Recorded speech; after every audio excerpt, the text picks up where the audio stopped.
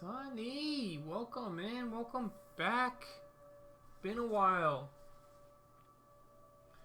How have you been?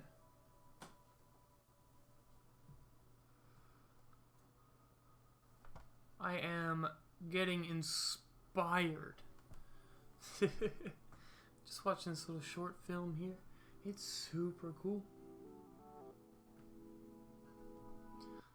Been sitting here a month. Oh no. Oops, that was a weird transition fail.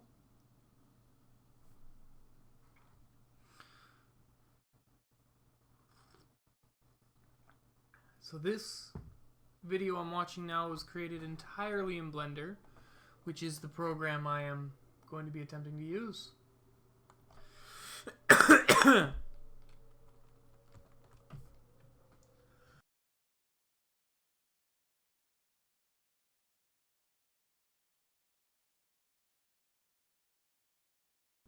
I appreciate you stopping by. I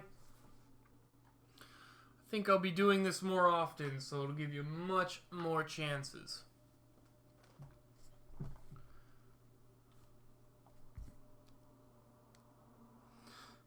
What's up with the cloth? The cloth was a ghost a moment ago, now it's just got torn off, it looks like.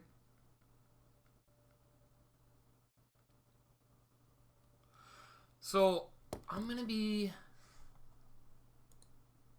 not doing that.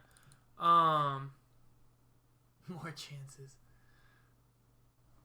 Floof, I'm sorry, I missed that it was you. The colors are the same for some reason. I'm sorry, but appreciate you stopping by. I thought I was talking to the same person for a moment. I'm gonna be trying to make... What will I be trying to make? I think I'm gonna be following Blender Guru's donut tutorial. Blender Guru donut. I will not be using 3.0, but I can still follow his donut tutorial. Or I can do the old one from 2 years ago. G'day. G'day. If you are new to Blender, then welcome. You're in the right... I'm not. So we are going to skip a bit of this. I have more emote slots, really. It's crazy. I didn't even go really over my Twitch page as much as I should have. I barely revamped OBS and changed my stream title, and that was about it. But I need to go through my channel points. I need to change some channel points because I'm not playing a whole lot. I can English good. I'm not playing a whole lot of games these days.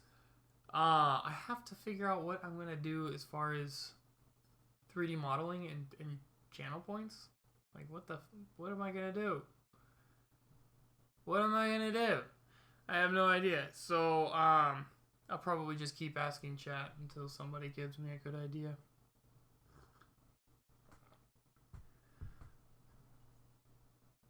I probably did if you did. Yeah. Unless you got partner. Sonny, did I miss something?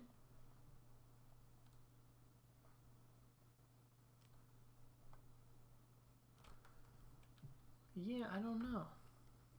I do not know. I think we're going to skip part 1 of his tutorial here. Okay, so yeah, his first one was just about... My chances have been dodgy lately. Oh no. You'll get it, Sonny. You'll get it. Is Pokemon just dying as like a streaming category, or oh, I should have left that there. F9. F9, never mind.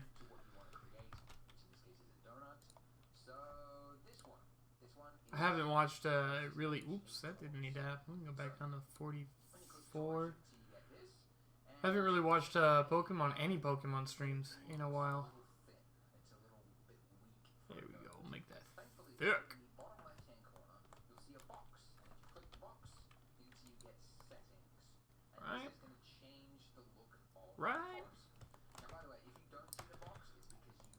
shade smooth and give it a subdivision surface. Donut.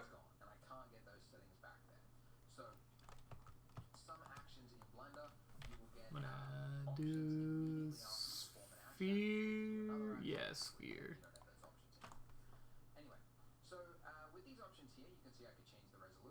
Penetrating link.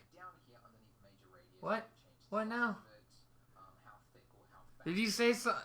Did he say something about penetrating link? I didn't hear it. Let's move that down. Ah, we don't need to worry about scale. It's a freaking donut, dude. I'm just warping it right now to make it look a little bit more real. Wow, Muba, you were on that. Okay. Looking at mod view? Oh no, I don't. Oh, there was before I stopped streaming for so long. There was this guy that was we actually had to time him out for a little bit and basically say, look, you can't talk like that.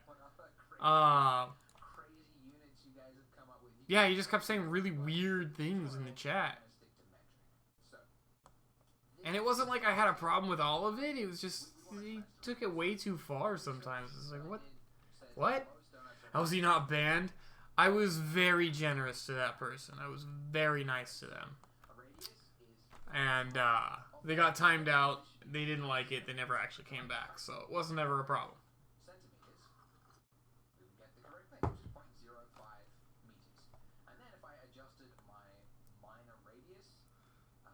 Look like a donut? What do you think? All deformed like an actual donut would be, right? Right? Can I ban them? I mean, sure. I don't think it really matters. You're funny. Ah, it's a coffee night. Blender takes a lot of patience.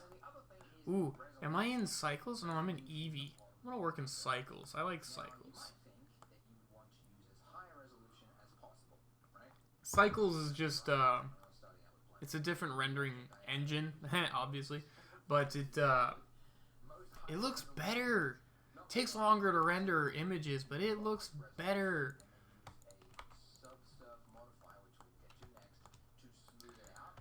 So I'm gonna take. How much do I want here?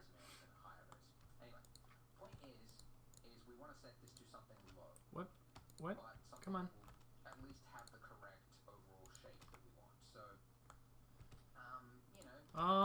Do I want to put the...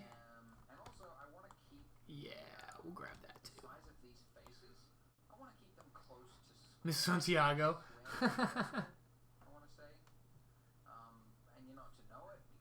He was bugging me to get back into Ark recently. I thought about it. I genuinely thought about it because, oh, I got addicted to that game.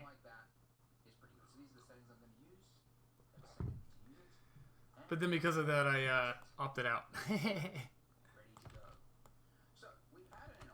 Okay.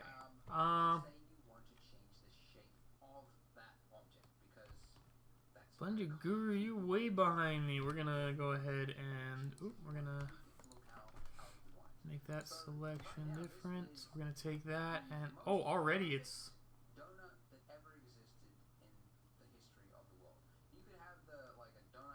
interesting. I see. Donut. Santiago gonna stream it? I would assume so. Without speaking for him, I would assume so. Go ahead and we're gonna add a thickness or solidify. I'll move that up there. I'll set it the right way, make it nice and thick. So thick icing.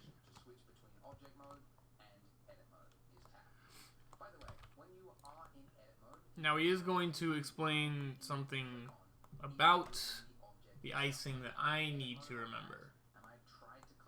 and it's basically snapping the icing. So as I try to move some of the icing down, you see how it goes into the donut?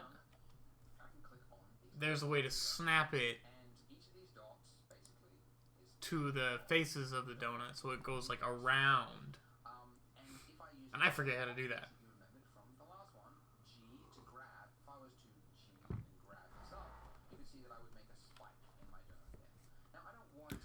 So we are way ahead of him here. He's going to deform the donut like I've already done. It doesn't look like he touches the icing at all in this video. I knew I'd have to skip ahead a bit on this one, because I've already done a lot of this. I just stopped. I think on like part 5.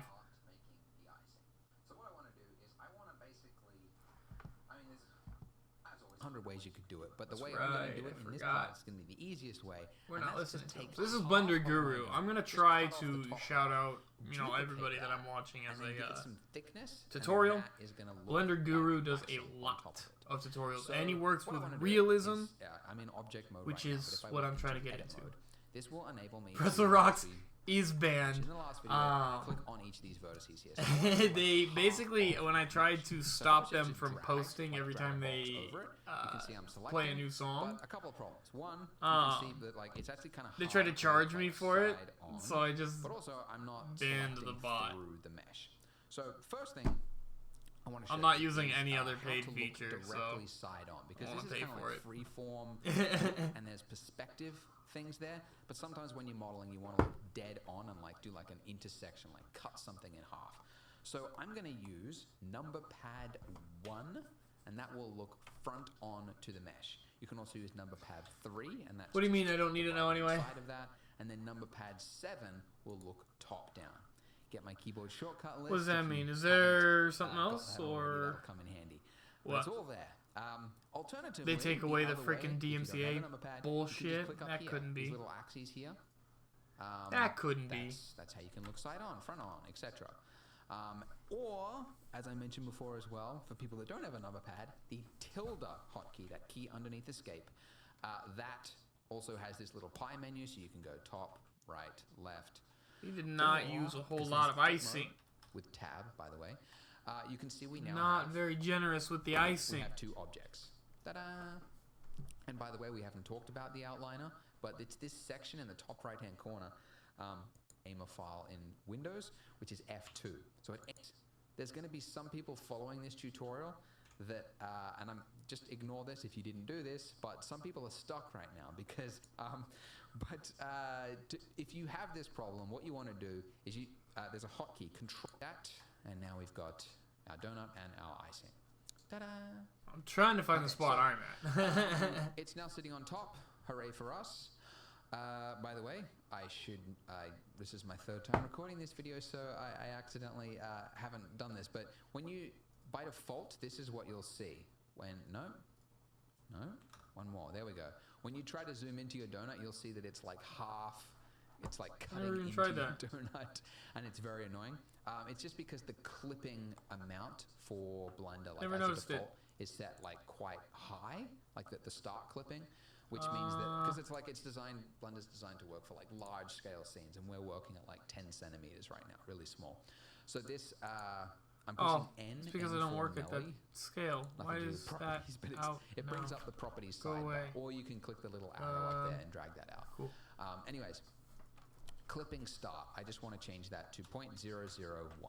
And now when I zoom into the donut, it doesn't clip. So I'm working on a much larger scale than he is, so it doesn't really hide matter. That again. Okay, so I want to give this some thickness. We're going for a giant donut. It is a paper yarmulke, and we want to give it thickness. So there's thickness a to it. He's not even doing the. Okay, so we're gonna get into dribbly bits. Everyone, this part we are going to be making our icing look less like a hat and more like icing which dribbles down. So I'm in edit mode. This is about where I'm at. First thing to note is that because we added the solidify modifier in the last step, you can't see most of this mesh underneath it. So with the solidify modifier, if we just uncheck that last box, it'll just disable it whilst you're in edit mode. So in object mode and rendering mode, you'll still see it, which is good because that's where you need it, but it'll be disabled in edit mode. So that's good. So we want to make like this part Donut of hat. the mesh, like we want to dribble it down, but we don't have enough of these vertices, these little dots. We don't have Okay, enough that of does those, make it a lot easier to see everything. to add detail. I'm gonna get rid of the So what I want to do subdivision is I'm going to as well. select the mesh by hitting A. That's how you select all in Blender. Or Alt A will deselect everything, by the way. Wow. And that is a common shortcut, whether you're in object mode, select all, Alt A, or edit mode, select all, Alt A. It's a widely used shortcut. Anyway, so I'm going to select everything. And what the heck did I just do then? Okay, select everything, and then I'm going to right-click on the mesh, and the top option there is subdivide. Why are we So what subdividing? that has done, for every square that was there before, it has added in 4 squares in it. So it has doubled Why? the amount of detail of our icing here.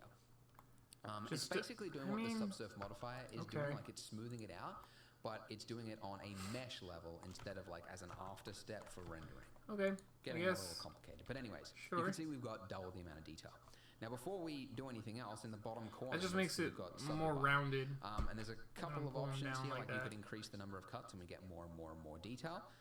But one cut is fine for what we need it. The one thing we do want to change is you'll see like it has double the detail, but it's still jagged, right? And that's not a good look. We want it to be smooth. So we want it to also, for each detail, we want it to like average out the faces. So turn up the smoothness to 1, and you can see that edge there is now nice and smooth. Yeah, I've done Great. that. So that's how we're looking in object mode right now. Okay. So now we have enough detail, and you could see that if we were to grab one of these vertices here, Oh, this is it. vertex, the people in the comments are like, you keep using the wrong term. I swear, it's vertices for plural, vertex, singular, and I stand by that. I don't know. If I was to grab a single vertex here, and I was to pull it down, and I want to use proportional editing for this. I want to keep that turned on. But if I was to do that, you can see the rest of the icing comes with it. And I really only just want that edge there. So what I'm going to do is I'm going to select that edge there. And this is a common shortcut. I know I'm throwing shortcuts at you like it's Alt left click. Okay, so if it's the whole, right? So with that selected there, I'm going to invert my selection, which you could do by going to select in. And another hotkey. To bring that back, it's Alt-H, and then H is hiding it. So it's just temporarily taking it away so that you don't affect it, right?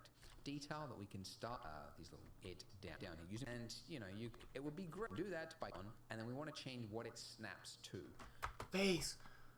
I've never seen that. Increment, vertex, edge, face. Oh, I've never seen that drop-down menu. It's amazing. So I kind of understand, like, why he did that.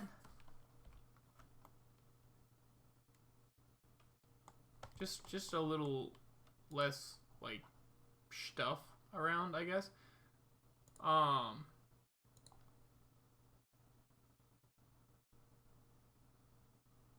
Okay, let's see where he goes with that. By default, it's increments, which means that like it'll stick to singular like grid floors, right? Which is definitely not what we need. We instead want to change it to face. So snap to face. And then if I pull it down, you'll see that it is sticking to the face. But I don't want just that to stick to the face. I want all of them to stick to the face. So I'm going to select project individual elements. And then when I do that, all of the vertices that are being affected are going to be sticking to the underlying face underneath it. And that's what we want. Yay! Okay, so let's do that a couple of times. Let's just go around it. And you'll notice also there are different types of proportional fall-off. Like, for example, if you were to use sharp, then you would get kind of like that kind of But like it still detail, goes through. right? So that can be kind of cool, depending on what sort of thing you want. So it's Here's the still thing, not. like I mean, is this it still step is supposed to actually do kinda- that? Like what? It's a little bit fiddly because you can, without, if you're not careful, you can get What kind of the like thing? repetitive looking icing, right? Like like it just looks a little bit too machined, like a little bit too. Yeah, it's I know still what the doing term that. is. Like it doesn't look natural. That's the term. So, anyways, that's pretty good. Okay, it's okay for now. What I want to do now, though, is like this is like okay for like the overall like just the edge of an icing, like being just a little bit jagged. But I also want to create some Why parts is it that are, working like, for him but not me? dribbling down. Because if there's one thing I've learned from looking at Google Images, donuts on Google Images, is that a lot of them have like dribbled down icing. I mean, to be fair, I think like the more commercial it is, the more I think they sort of dip it in a thing, and then it's like a cluggy kind of icing, so that it doesn't dribble as much. Like it does look kind of like a hat. You could do that if you want, but I just want to make it look a little bit like more delectable, like something you want to like. Ooh, I want to eat that, right? So I just want to make parts of it that are like dribbling down it. So in a couple of areas on here, what I want to do is I want to select 2 vertices, and then, like if I was to like drag that down, you see that we don't have enough detail here, right? Because like parts of it are now sticking through because it's going to be, and don't copy what I'm doing now, but I'm just showing you like that's a huge face there, so part of it is like clipping through the donut. So I don't want to do that. What I do want to do though is I want to select 2 vertices, and then I'm going to hit E. So this is a new hotkey for you, but this is extrude. And now if I pull that down, it hasn't moved those two vertices there. They're staying the same. Okay, but it's so he's created literally just trying 2 to new get ones, and it's pulled them one down. dribble like that. So it's now Okay, basically I get creating it, I get another it. face. And now if I was to bring back the rest of the mesh, that I don't is know why, how but okay. it looks. Whoops, right there. And if you were to, obviously, the reason you're just seeing that part is because the rest of it's hidden, right? Because we temporarily hid it. But that's kind of what I want to do. So I'm just going to create. You don't want to do this too much because this is actually, coming to, the artistic eye and everything like that. I want to help you guys make a good looking donut. In this case, I grabbed 3. You'll see. Huh. Like if you do things repeatedly without, like you want to give emphasis to things. Emphasis. What am I talking about? Here we You go. wanna make I like that. Parts of it that stand out from the rest. So if you just did like there to there, and then did there to there, and then there to there, and did like dribbles all the way around it in even increments, it would just look fake. So you want to do it kind of randomly. So somewhere there. I'm sort of picking an area which is like already slightly like pulling down to kind of like you're basically creating the look of. It was weighty icing, and that part had too much weight to it, and so it actually dribbled down the edge there. So this part here I'll grab as well. I'll grab 3 of these and I'll pull them down. And by the way, S, I'm using S to There we scale. go. So I've got 3 vertices there, and I'm just scaling, right? So this is why Thank it's you. good to I will have a those lot of hotkeys, fun with this. I'm going to GR, finish S, I this up mentioned and get at into the something else. I don't start know there. what, but Because it's I'm used going to do a everywhere. couple That's a tutorials good tonight thing at about least, Wondery. and then Once you've learned I'll the go to bed hotkeys, myself. They are applicable. Have yourself a good whether night, you're Sonny. looking at nodes, Thanks for stopping whether by. you're in edit mode, object mode, it's all basically the same. GRS, they're kind of everywhere. Unlike the Adobe suite, which has got like Photoshop, After Effects, Illustrator, they've all got like all different hotkeys, and it drives me insane. It's like, Whoa. you're the same company. Why can't you just like, let's have a company meeting. Let's figure this out. Anyway, Adobe. So I'm going to just keep doing this a couple more times. Yeah, all right. Maybe one more here. 1, 2, 3. That's a little we bit just get the too- dribbly bits in that video. Okay. So This next. video series is brought to you by Polygon. Make better renders faster. Time for something fun. We are going to be, working with a donut should be fun enough. But this part is particularly fun.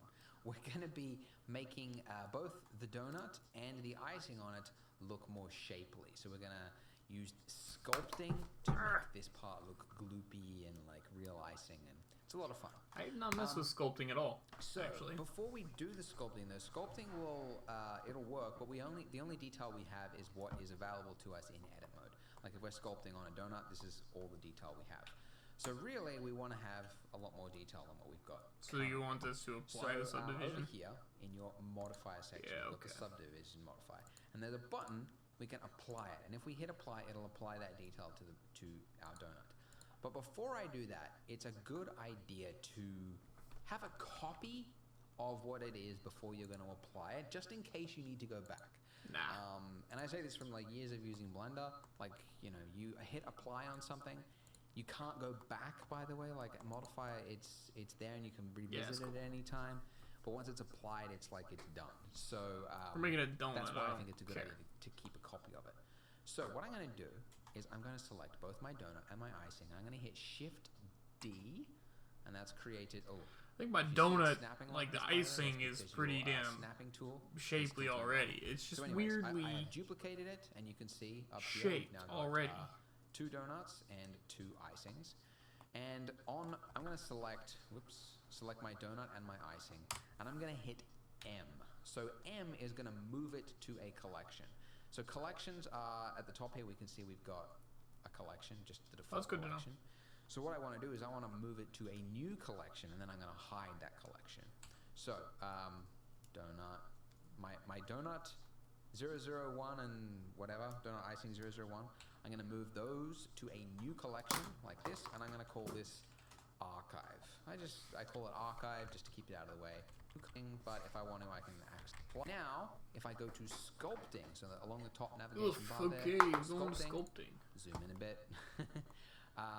Now we've got this. So we are in sculpt mode, and mine looks different, but I'm on a different version. You should remember, which has been turned off for some reason. There we go.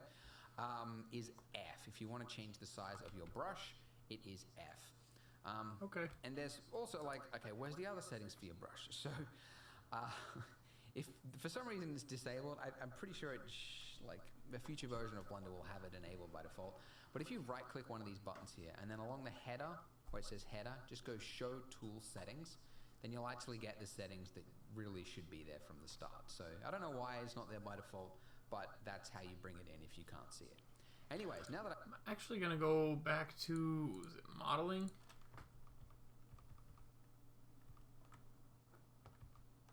Get the subdivisions back on these guys. First, I want to actually really subdivide that. But this, I think I want to apply that. Then apply that. That looks a lot better.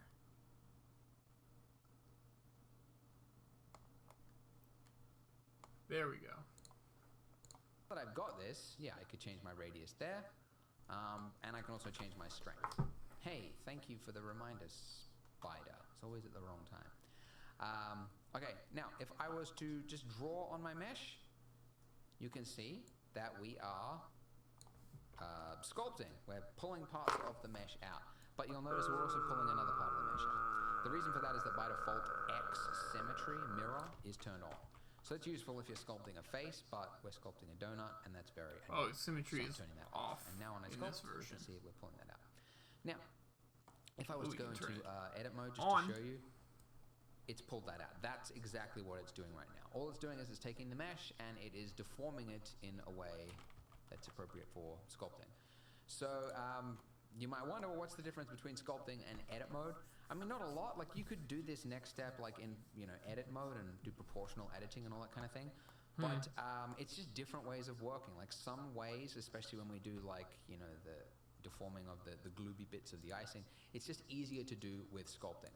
Now, in the case of our donut, what we're going to do is we want to make it look because basically the way donuts are made is they come out of a fryer. I actually filmed it. I went to a donut shop and filmed it. But it comes out of a fryer, like it sits in a deep fryer, and it sits there bubbling, and then they flip it over, and then the other side. But basically, the part that is like floating, like along the level part of the donut. Am I just not allowed to sculpt on this guy? It's uncooked. It's less cooked than the rest of it, so it's usually like the parts around it are sticking out a little bit more than the middle. So essentially, I think I can find a good photo of it. This one, right there. You can kind of see it there. This might actually be a bagel. Okay, I don't know you what just the can't American see bagel anything company is. else It might doing. be a bagel, I don't know. But basically, like, the more cooked it is, I believe, the more it'll like build the yeast or whatever, right? It'll kind of expand it. We want to do like a. Anyways, point is the part around the middle, I want to make it small. I want to make it shrunken a little bit. So, if I was to just draw, it's actually going to pull it out. But if I hold down control as I draw, you can see that it's actually pushing the opposite it in. direction. And that is what I want to do. So I'm just going to go around it, just like this. This isn't particularly fancy, but it does the job. Yeah. By the way, I'm doing this with a mouse, and I do have a stylus, but I'm doing it with a mouse because I know most people watching just have a mouse. A stylus will be immediately better for sculpting because you have pen pressure, and you can like taper off strokes just with pen pressure. Like, it's so much better with a stylus. So, you know, if you get serious about sculpting or Blender at some point, it's probably a good investment. But I'm doing it with a mouse, so you can too. Okay, so that's okay. But having a look at this, we need a little bit more detail. It's a little bit low res, so I'm going back to layout mode. Wow, yeah, I'm just gonna add another subsurf modifier. So I'll just add one here. Make sure, when you apply it, by the way, it'll apply whatever is in viewport. I'm happy with that. Subdivision, right? So it's just going to apply that. So I'm just going to hit apply, and there we go. Got a little bit more to play with now. Back to sculpt mode, and away we go. I did that step deliberately, by the way, because I know, I want to show you like the thought process of how you solve. As the closer in you are zoomed, yeah, as you can see, pretty simple. Don't want to go too the far. less you do. You know. By the way, the keyboard shortcuts like Shift F will actually be the strength. So if you don't want to have to keep going up there, you can just hit Shift F and you can control it there. And then F is the size of the brush. So I use F a lot, Shift F not so much, because it's a little weird to me. But yeah, anyway. Yeah, that's pretty cool. We could also change to like a smooth brush. Like if you go too far, you could kind of smooth it out a little bit. Yeah, let's try using Shift F. There we go. Yeah, you can kind of control it like that. But okay, so that is the donut. I might actually, just while I'm here, actually let me have a look. I didn't even do this for my my donut. But what does the inside of a donut look like? Nothing. It looks completely perfectly round. Well, you know, nothing's perfect, so I'm gonna just like, I don't know. I'm gonna hold down control. Does not look good. And I'm just gonna like add a little bit of detail here. Like, some detail is better than no detail, right? Even if it's just like a tiny little bit, it's better than it just looking completely perfect, because nothing is completely perfect in the real world. Okay, so the donut part is good. Now, good enough. We're gonna do similar steps, but for the icing. So I'm going to apply my solidify modifier. Yeah, you can't and really the next one tell. is the subsurf modifier. Let me just unhide the rest of the mesh, just in case that causes problems later on, because it can. In your sculpt mode, you won't be able to see it. And the other thing, I'm just going to increase my subsurf modifier just to give myself a little bit more detail in the sculpting stage. So I'm applying that to level 3, apply, and now this do more is the sculpting? detail What do you level mean? we have to work with. So I'm going to sculpt mode now. And along my brushes here, the one I'm going to use is called Inflate. Ooh, you know what? And this I'm going to use... You know what? Whoops. Yeah, the clip start. Believe we did this. Yeah, we did this. Right, in the so previous now we tutorial, can go changing over to the clip start. sculpting. I guess there's a different clip start for different modes. Hey. But anyways, so I'm changing that so I can get in close. Hey. Inflate will allow me to sculpt. That's an oops. And what it's going to do is it's going to pull... Yeah, it's going to almost like it's like sticking inside the mesh, and it's like inflating it slightly. And it's going to create a like a dripping effect, which is very, very common for droplets. Like you can see just along that edge there, that's really hard to get there. But basically, wherever, there's a better photo maybe, wherever the liquid builds up, like as gravity pulls it down, there's obviously going to be more built up there. So essentially, I'm just doing a couple of clicks, obviously clicks, not clips, to make it look a little bit gloopy. So 1, 2, 3, maybe something like that. Doesn't matter. We'll be looking at it from this side. You don't copy. That looks a lot exactly. nicer now that I've done that. You see what I'm doing, and then you apply it to yours because yeah, I see what you're doing. That makes sense. because your version is obviously going to be different to mine. You're going to have little droplets in different places. So it's just a matter of picking the droplets and just sculpting a little bit of detail. Just make sure that the tip of it, you know, make it look like the weight of it, like it really is like the ball of the dripping icing is like at the head of it, at the very bottom of That's it, right? pretty freaking cool, actually. The inflate brush is really good for this. It's really handy. I'll do a little bit for this part here as well. It's pretty good. A little bit here maybe. Maybe, I don't know, looks a little bit weird. And you just go along it. It's kind of relaxing. It's quite a fun step. I like this part. You just kind of imitate how liquid forms. Yeah, man. That's pretty hardcore. Cool stuff. Cool, so that's about that. Now we can switch, of course, to the smooth step. If you go too far, you can like smooth something out if it looks a little bit odd, but that's okay. By the way, the parts that are sticking out, don't worry about that. We'll go back to the edit and we'll move those in, but for now it's okay. That part needs to be Made that look smoothed like out absolute a little bit. garbage over there. But that's cool. I also, I guess we forgot to do it for like the edit stage. We forgot to like kind of like do this inner part ring here as well. So actually what I was just preparing for this tutorial, I was like, let's see if I can actually fix it just in Sculpt and just add a few like little dropply bits. And yeah, you kind of can, because like the inner part of a donut is not going to have like lots of liquid that's like going to be dribbling down or whatever, but it's going to have a little bit, like it's not going to be a perfectly clean edge. So I'm just using the grab brush and I'm just like pulling randomly around here. Shit.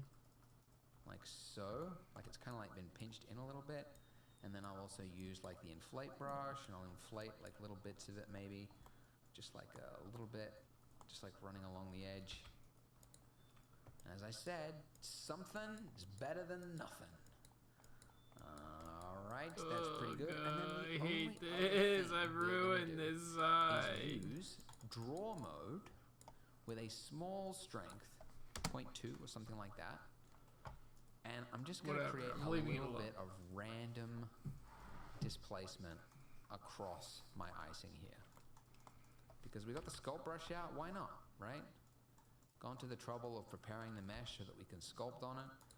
Might as well add in a little bit of detail, because the real world, like, I mean, as if icing could ever be perfectly just the right amount of like what was it, 25 millimeters that we used for the silver. Like it's never going to be as perfect as that in the real world. So there's going to be parts that are going to have more icing, thicker icing, less than others, etc. So Good it's enough. just adding in that detail. You can also hold down Control, of course, Good enough. to go the other direction.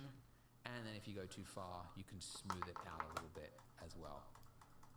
This is, you know, it's getting a painting sort of look to it. But that's kind of cool. It looks a little bit like icing. Okay, so going back to layout mode, you'll see, you know, as I mentioned, Luna! like sticking out. Welcome in. that's not gonna be like Yeah, that it's for super I mean, fun. maybe if it was like frozen in time. As When it the works. droplet fell. It's really But frustrating when we it want doesn't. it to stick to the donut. So in edit mode, we have a lot more vertices to play with, and this is, by the way, where it comes to like, as I mentioned, like you want to have as few vertices as possible whilst you're editing. This is what I mean. Like this is really hard to control this mesh right now because there's so much going on with it. Need But as it to turns make out, we that really just real need to small. just, My like, move computer's that gonna part be a real little bit. slow So because provided we're we working have so proportional much. editing turned on, and we've got it set to smooth. If I grab that little piece there, turn up my proportional editing, and I pull that in, and also I'm going to use rotate, so R to rotate. Why is that turned off? Trying Just to randomly make turns all off of the this screencast kind of line tool, up. so you can't see what I'm pressing. Which is Then annoying. So I'm my gonna grab apologies if sometimes there. I'm using stuff on here and the tool is turned off. It's just it's a little buggy. It's a great add-on, you know, props to whoever made it. It's very handy, but a little buggy. So I'll just pull that in a little bit. There we go. So you just want to make it look like it's obviously hugging the donut. Ooh. Like it's really part of the donut. And yeah, just do that for the rest of it. We have gone over though, so we will do that. I will do that off camera. Just continue this for all of the droplets along.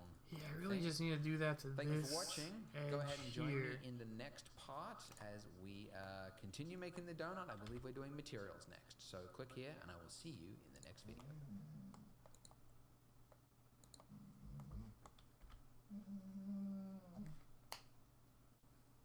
Alright, well congratulations on making it thus far into the tutorial. The mesh of the donut, like its shape, is pretty well finished. Now we can start talking about lighting and rendering. So everything we have done thus far has just been in sort of viewport mode, right? Like in this shaded, this is solid view viewport mode. But when you actually create a final image, good enough. Or an animation, it's actually going to be using a separate mode called rendered view mode. I don't like the circles, but you That can't is really where see you it from actually there. So determine how things look, like the color of things, where the light is, all that kind of thing. So that you can actually have a look at by clicking on that final little dot there. That's rendered view mode. Or by the way, a hotkey for switching between all these modes here is Z, and that'll bring up this pie menu here. So this is solid view, what we've always been looking at. And then that's rendered. We've also got two others which we haven't really used. We'll probably use them later on. But anyways, for now, we're going to have a look at rendered view mode. And this is rendered view mode, okay? So things look a little different. It's not too much different, but a little bit spotlight different. out One here. biggest thing is that there's light, right? There's an there. actual directional light. And we know that that it's working because that's our light over there, right? Now, if we And move will this light turn in that closer, up to what, which 250? we could do just by hitting G Nah, much to higher. move things around. And I just realized this screencast tool is turned off.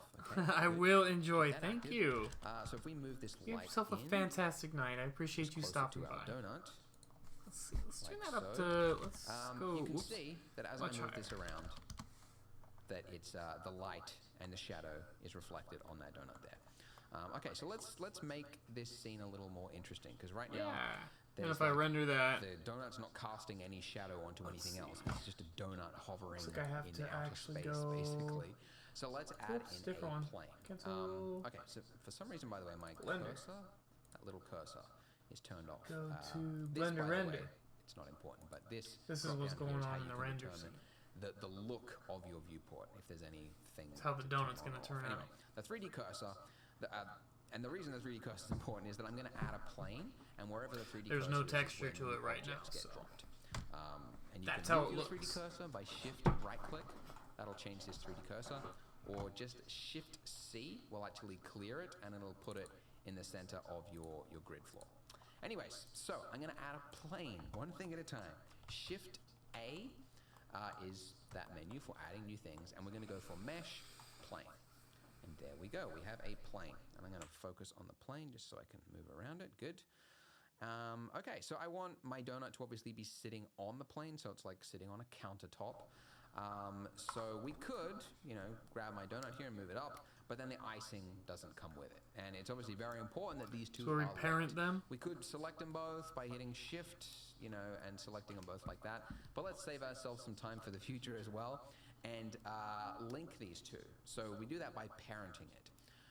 So the way you parent things in Blender is you select first the object that is the child of a parent object, meaning like the one that's supposed to follow another object. So we the have icing first, in the then donuts shift, parent click on tree the object now. which is going to become the parent, the master object, and then I'm going to hit Which means if I Control grab the P donut, for parent. move it And then I'm around, gonna select- icing goes with you it. can I select think it object or does, object key yeah, it transform. I doesn't always quite use key work out transform 'cause the other way sometimes around.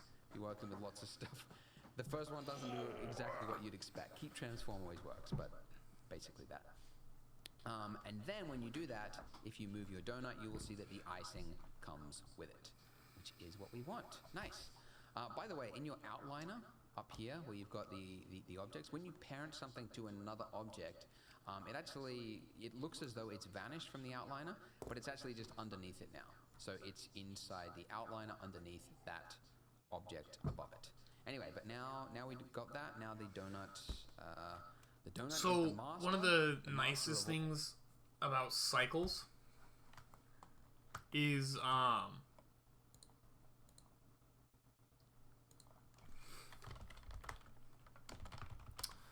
materials that I can set up with them.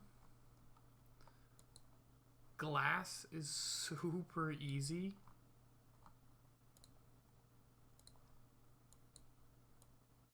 Let's see if I can get a good pink color. There we go.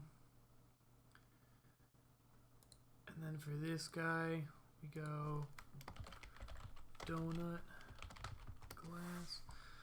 Glass is just easy and it looks super good with cycles. That's why I like using it.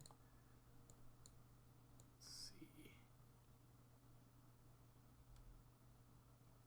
Get a good donut color maybe.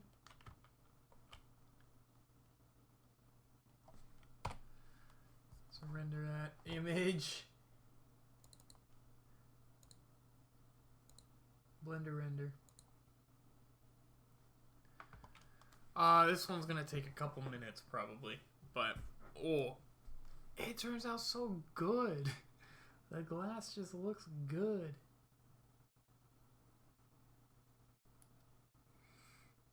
I don't know why.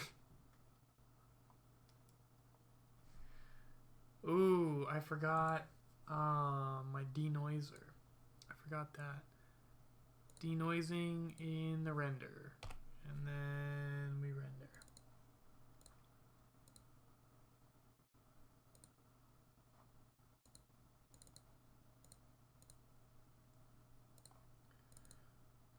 It's not letting me automatically go over there. There we go.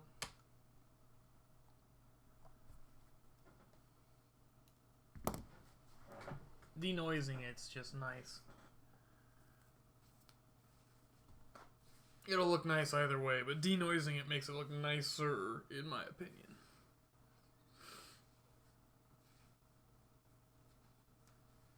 There are actually some issues with like shadows when you do denoising that I've noticed.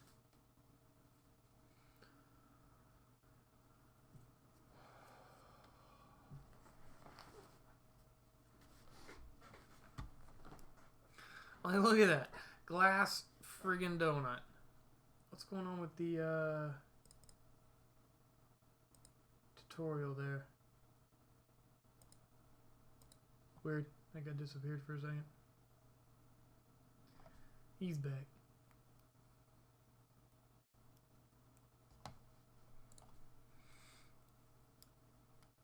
It does take a little bit to render reflections, light passing through the glass. I really fucked up that side. Oh well. I don't really care how this turns out in the end. It's more just for learning, of course. But maybe I'll come back and make a better donut. Look at the freaking glass donut.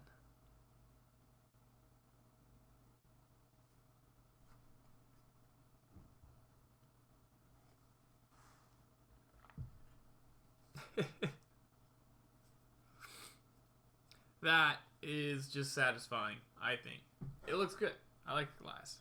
I like playing with glass. And you can't get that with Eevee, not that nice at least. There are ways to do glass with Eevee, but it just doesn't turn out the same. Screen face refraction, I mean. And we gotta go over to, where was it?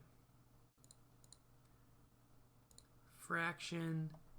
So you do get glass with Eevee. It's just not the same. Let's see. Blender,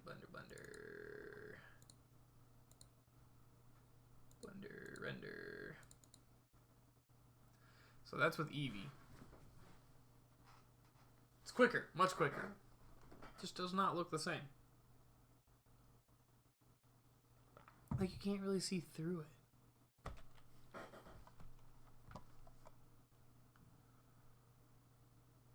But Whatever.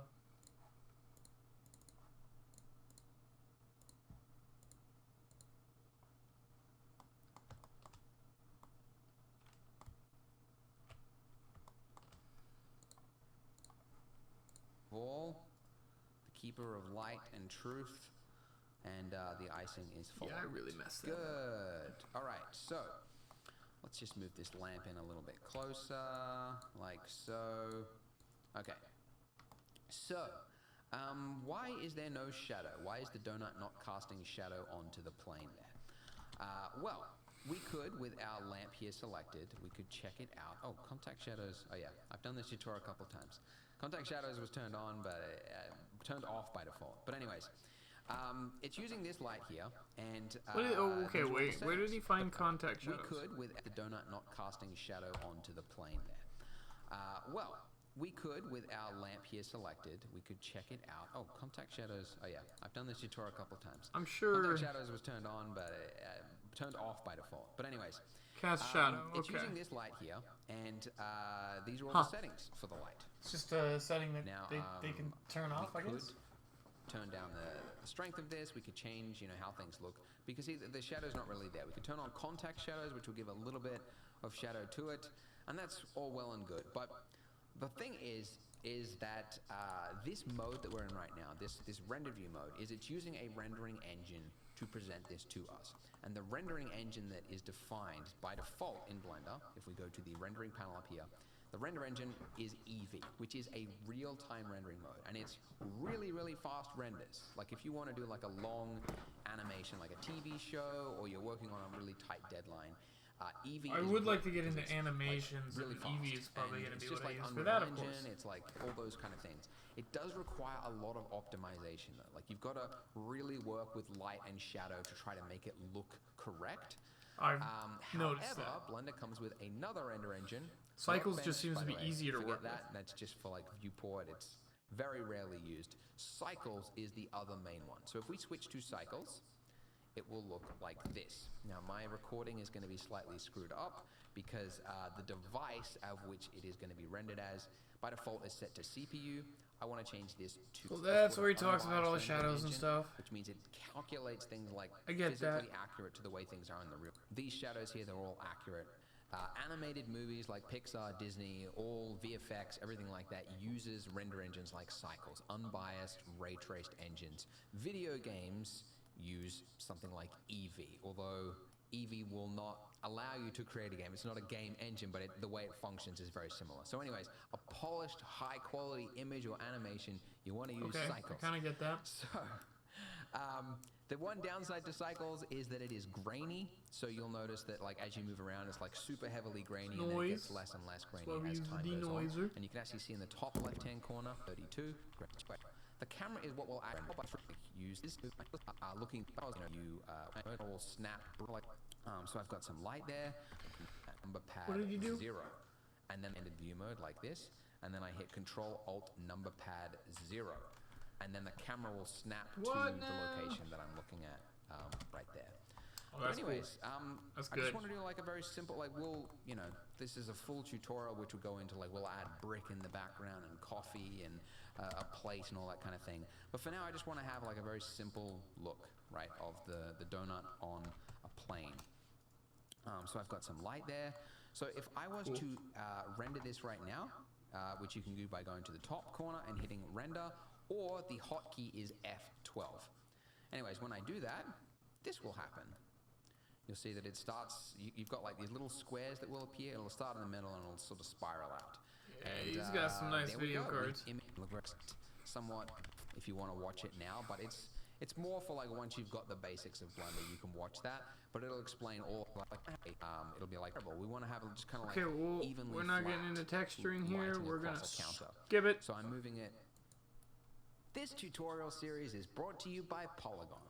Make better renders faster. This is where he gets into materials. Welcome to the last part of level. Oh, he made the So, as the Plain final blue, step, okay. we are going to be adding some materials copy. to our icing and donut, and then doing a final render, at least final for change level the one, donut to create glass. just a nice little cute, squishy pink donut. So, with our icing selected, I'm going to the materials panel and I'm going to add a We'll just add a new one. material. So, we just touched briefly on it before, but this is where you change the properties for a material, and there are a lot of properties. And it can be extremely daunting, I know, as a beginner to like see all this and go like, oh my goodness, how am I gonna... Sweet. The good news is you don't need to know most of this. Like, especially as a beginner, there's only like 2 or 3 things you change a lot. Like, even myself, I like to think of, oh, here we go, Spider Utility, thank you, nice reminder again. I like to think I know Blender, but I barely ever touch like anisotropic, sheen, clear coat, transmission mode. Like, I barely touch most of this. There's really only like 2 or 3 you touch a lot. So the first one is base color, which is the base color of a material. That's the easiest way to say it. It's material can get very sciencey, but it's the albedo side of a material. It's like the underlying... there's no way to explain it. It's the base color, okay? It doesn't affect the reflection color, it doesn't affect the bump, it doesn't do anything like that. All it is just like the underlying color of a material. So we're gonna make it look pink, or whatever, you know? Let's actually pause that. So we can go get a donut color palette. I've looked that up before.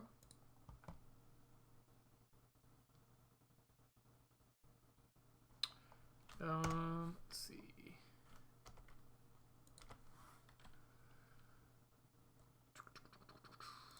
Yeah. Pink donut color scheme. We can just use these 2 colors right here and a color ramp.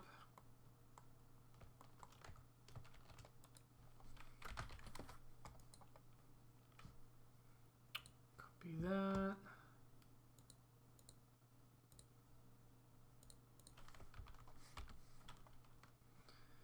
Copy that.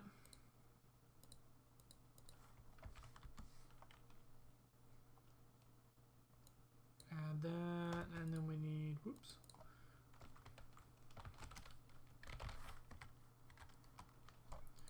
Noise.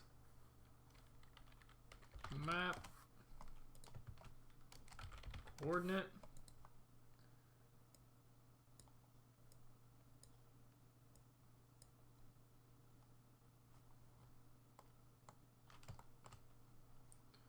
Let's hide the icing for now.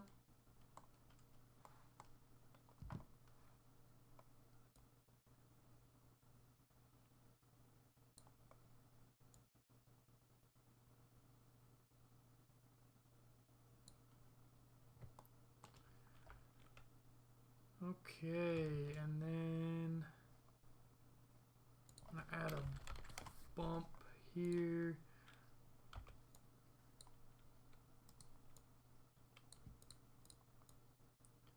I'm gonna put the color for this guy on the height. Normal goes to normal. And then we'll turn that strength down.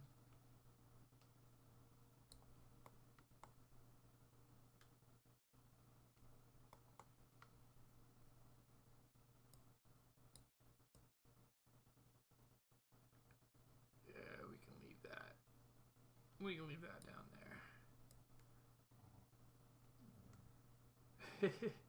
Okay, put that about there. Let's bring our icing back. We'll have to change the properties of that as well. I don't know how he got that lighter around there. Maybe we'll just have to choose like a different material for that section. We'll see. We'll see. Whoops. That shows the last render, F11.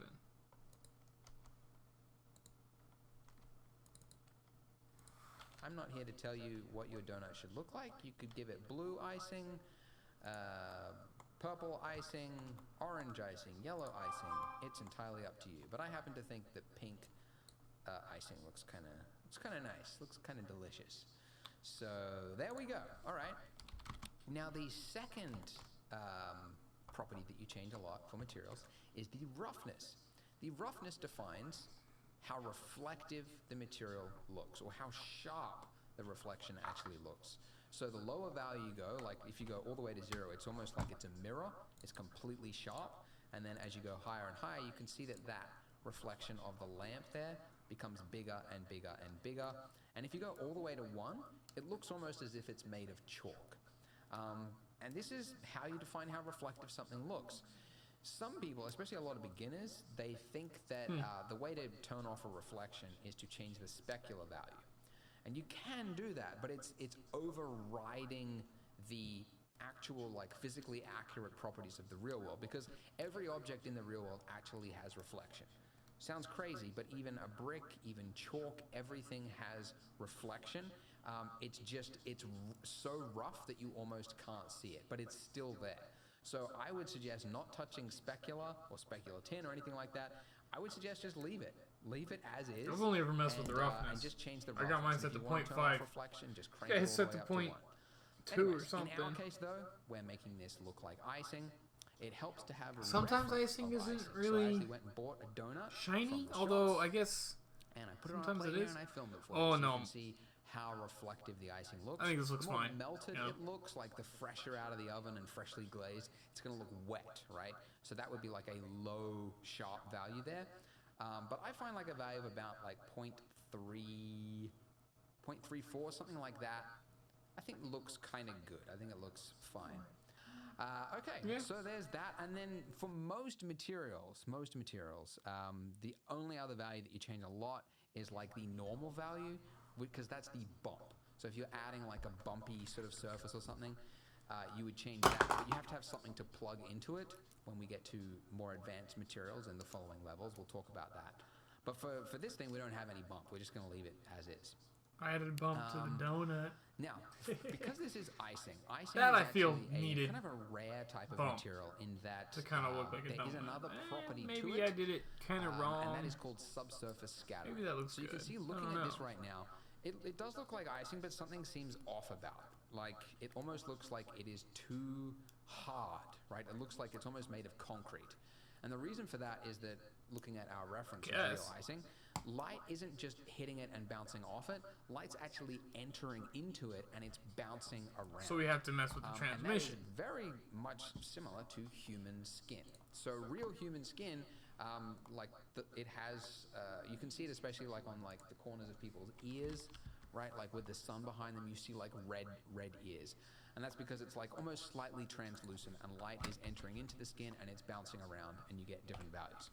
Well, food actually has this property as well. So humans have it, some natural materials, and like food basically has this property. So that's this value here. Rendering that a little bit different. So if we increase this, you can see that it's subsurface. I mean, it looks different. Hold it looks up. a little weird. Stop the render. But it has that kind of fleshy quality to it.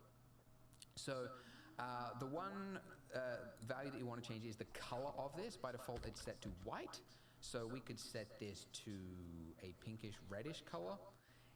Actually, there's very little information online about how to actually use subsurface color. It's a little, it's kind of like a little out in the open. But based on my tests, I find like giving it like a kind of a reddish pink color is good. But then also you've got subsurface radius, which defines how far the light actually bounces around inside the object. And by default, and here's the other thing, there's 3 values, not just one value, but 3 because there's one for each channel, red value, green value, and blue value, which is weird to me. I don't get it. I'm sure there's a very scientific, accurate reason. But anyways, my advice for you, because the top one is the red value, I would suggest setting that to like a 0.3 and then setting these others to 0.1. The green and the blue, and then that will give it like a reddish tint to it. And it'll go, like, it won't go too far as well. You don't want it to look like wax, which is what can happen if you overdo the subsurface value. So, actually, that does kind of look a little odd to me. 0.25, perhaps? Maybe this is looks kind of the same to me. Something. We'll see. I don't know. We can tweak these values after. We don't have to be, like, locked into it. Maybe that's because my roughness is set so Somehow high. this is looking a little odd to me. actually gonna turn that I know I went with like 0.3 for my final one, but yeah, this maybe I'll go 0.15, 0.15 for these other two values as well. That looks a little bit better. Just a little bit more spread, a little bit more light coming through the donut. You know, you can tweak these all day. 0.3, yeah, there we go, a little bit redder. Nice, okay. Okay, so that's the icing. The icing looks pretty darned good. In the next part, we're gonna put sprinkles on top, but for now, we have some icing, not bad. All right, now, for my, by the way, I've been turning on and off this overlays. That's just like, you know, the camera, like the outline of selected objects. If I'm working on materials and things like that, I find it helpful to just turn it off so that I can just focus on what I'm doing. But then in order to see what you're selecting, of course, you want to make sure you have seen that button. turned on. But anyways, I have my donut selected now. So let's give the donut a material. We are in the future parts. We're going to give this a proper material, like texture paint it and make it look parts that are like think the white icing as looks well as fine. dark. But just for now, we're going to give it the simplest material just to make like a really quick render. I don't really And see that's the just to make light it look a little entering bit it or gritty, anything like that, but I think it looks a fine. little bit orangey yellow, like so. And then the other thing, I'll give it a little bit of subsurf, just a little bit, because it is food as well, so bread has light enter into it, just a little bit. And I'll just make sure it's yellow. And then let's go. I wonder if the 0.15. subsurface would make the donut look more real. I have no idea. Alright. Donut is looking donutty. So with my camera selected, it's a little I think I far need to away from my donut, decrease so the strength I'm gonna of hit G to move my camera, and that'll move it along, you know, my like I'm grabbing bump. it. And then I'm going G and then middle mouse button, and then that'll just like, you just push the middle mouse once, and it's like moving it along 0.15. like forward front 0.1's facing fine, axis. yeah. I don't know, but it's just how you move it forward and back. What's the term? It's like on a rail in not pan. Oh, dolly. That's the word I'm thinking of for cameras. It's like dolly Who in knows? and out. Let's check Anyway. that out. Okay, cool. So we're gonna do a little render. So obviously for the final, whatever you call it, final, you know, all the way to level 4, we're gonna put like a brick behind it, do a coffee, a plate, and all that kind of thing. But just for now, I'm just gonna make a nice, very simple render for people that want to end it right here. End it all, end it like they're gonna commit suicide. This was the last thing you were You gonna allowed watch. to even say that on That- YouTube? I don't know. That inspired you. All right, that's a little dark. Anyway, This one's taking a this while case, to what I wanna render. do is I want to have the light just a little Adding bit that behind the donut, but this is a subsurface. case where you can kind of see like having like just a single view like this, like looking through my camera. I want to be able to move my light around, but I can't really do it from this view. So let's talk about splitting the view. To split the view in Blender, you just go up to wherever there's a border and then just right click it, and then you've got an option to vertical split or horizontal split. By the way, I believe this is a 2.81 feature because that's the version I'm using right now. If you're following along with me, you might just have a like join or something like that.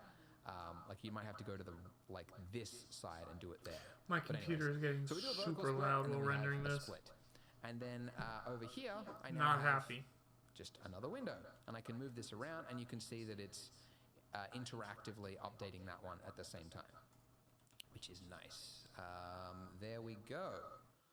The other way, by the way, if you want to collapse or split something again, if you move to the very top right-hand corner, this is kind of like the legacy way of doing it, but like your cursor changes to like a little target symbol. If you click and drag that way, it Interesting. splits I've it. never You used can do it, multiple this viewports. I way know as a well. lot of people And then do. if you want to join them, like collapse them, you just do it in the I think that looks opposite direction. great. Click I and think my drag. donut looks great. So yeah, that's pretty good. The only other thing I'm going to do as well is like the size of my lamp there. It looks a little bit like, sorry, I'm going to split the view again so that we can actually see the lamp. It looks a little bit like sunlight, like it looks a little bit too hard of light source. So I'm going to, whoops, not the power, the size of my light, right there. I'm gonna pause that real quick because we're gonna actually go ahead and make for my donut here. Put that up. Actually, no. We'll just hide that and icing. We'll hide the plane as well. I'm gonna add a circle. Shoot. I'm gonna add a circle fill it with. We're gonna fill it with Engon. Size it up. Actually, let's bring the donut back. Don't need the icing, just the donut. Cool. Whoop. Get rid of the donut now.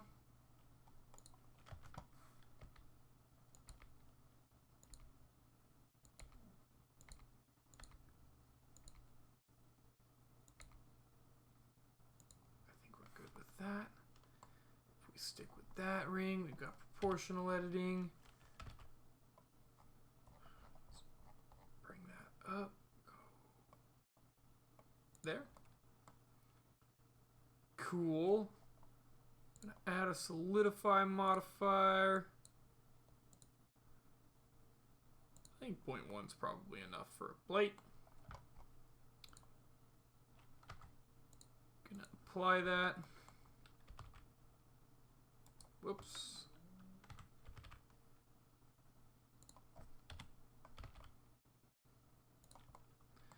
Let's see, down here, I want to grab that. We're gonna bevel. Gonna extrude. I'm gonna shade smooth for this guy. Add a subdivision surface.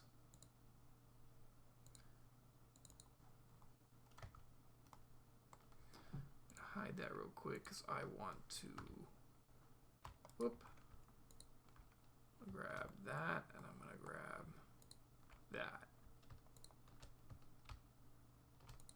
Right? Then we can bring that back. Looks good.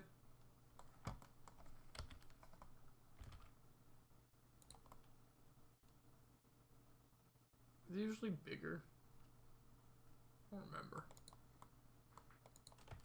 And then I want to take that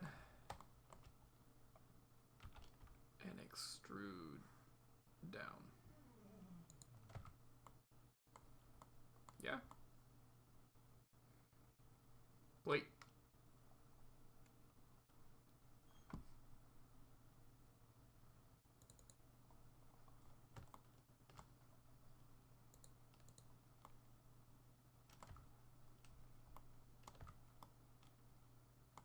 Cool. We are going to add. Let's go with the pink glass. Go to HSV. Come on now.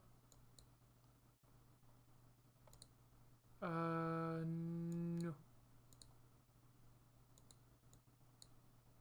No. No subsurface. That's all the way up. That's all the way down. Icing donut. That's pretty perfect, actually. Bring our plane back.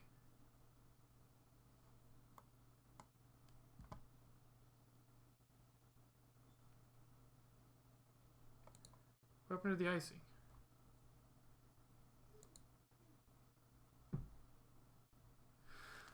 Oh. Whoops.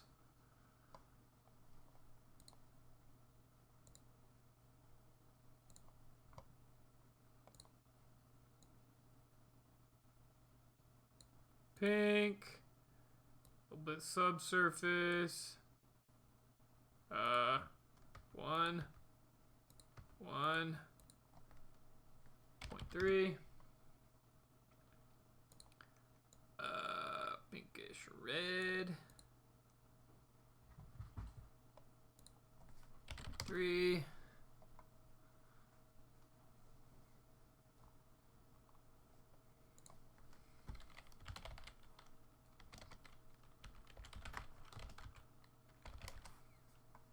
Well, that actually looks really good.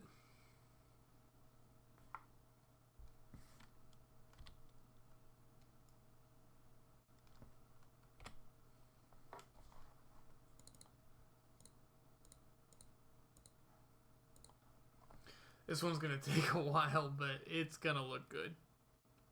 I have fun with that. Glass looks good.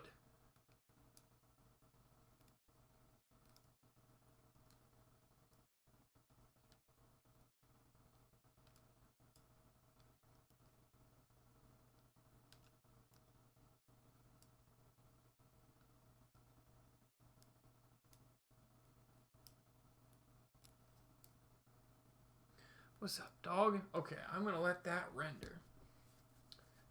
And take my dog out. So I think that's why he's bugging me. So I will be right back.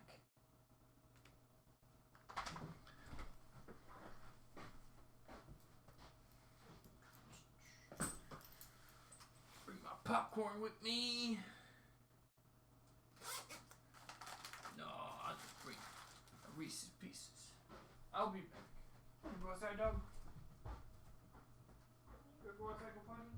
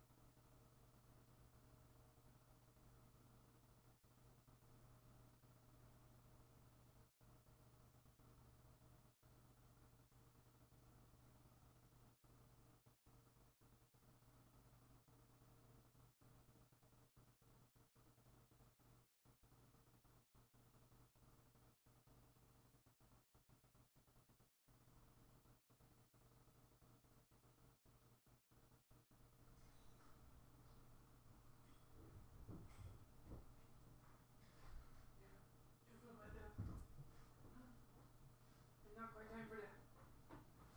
A little early for that. We'll do that in another while, huh? That looks awesome. Some crap in my slipper.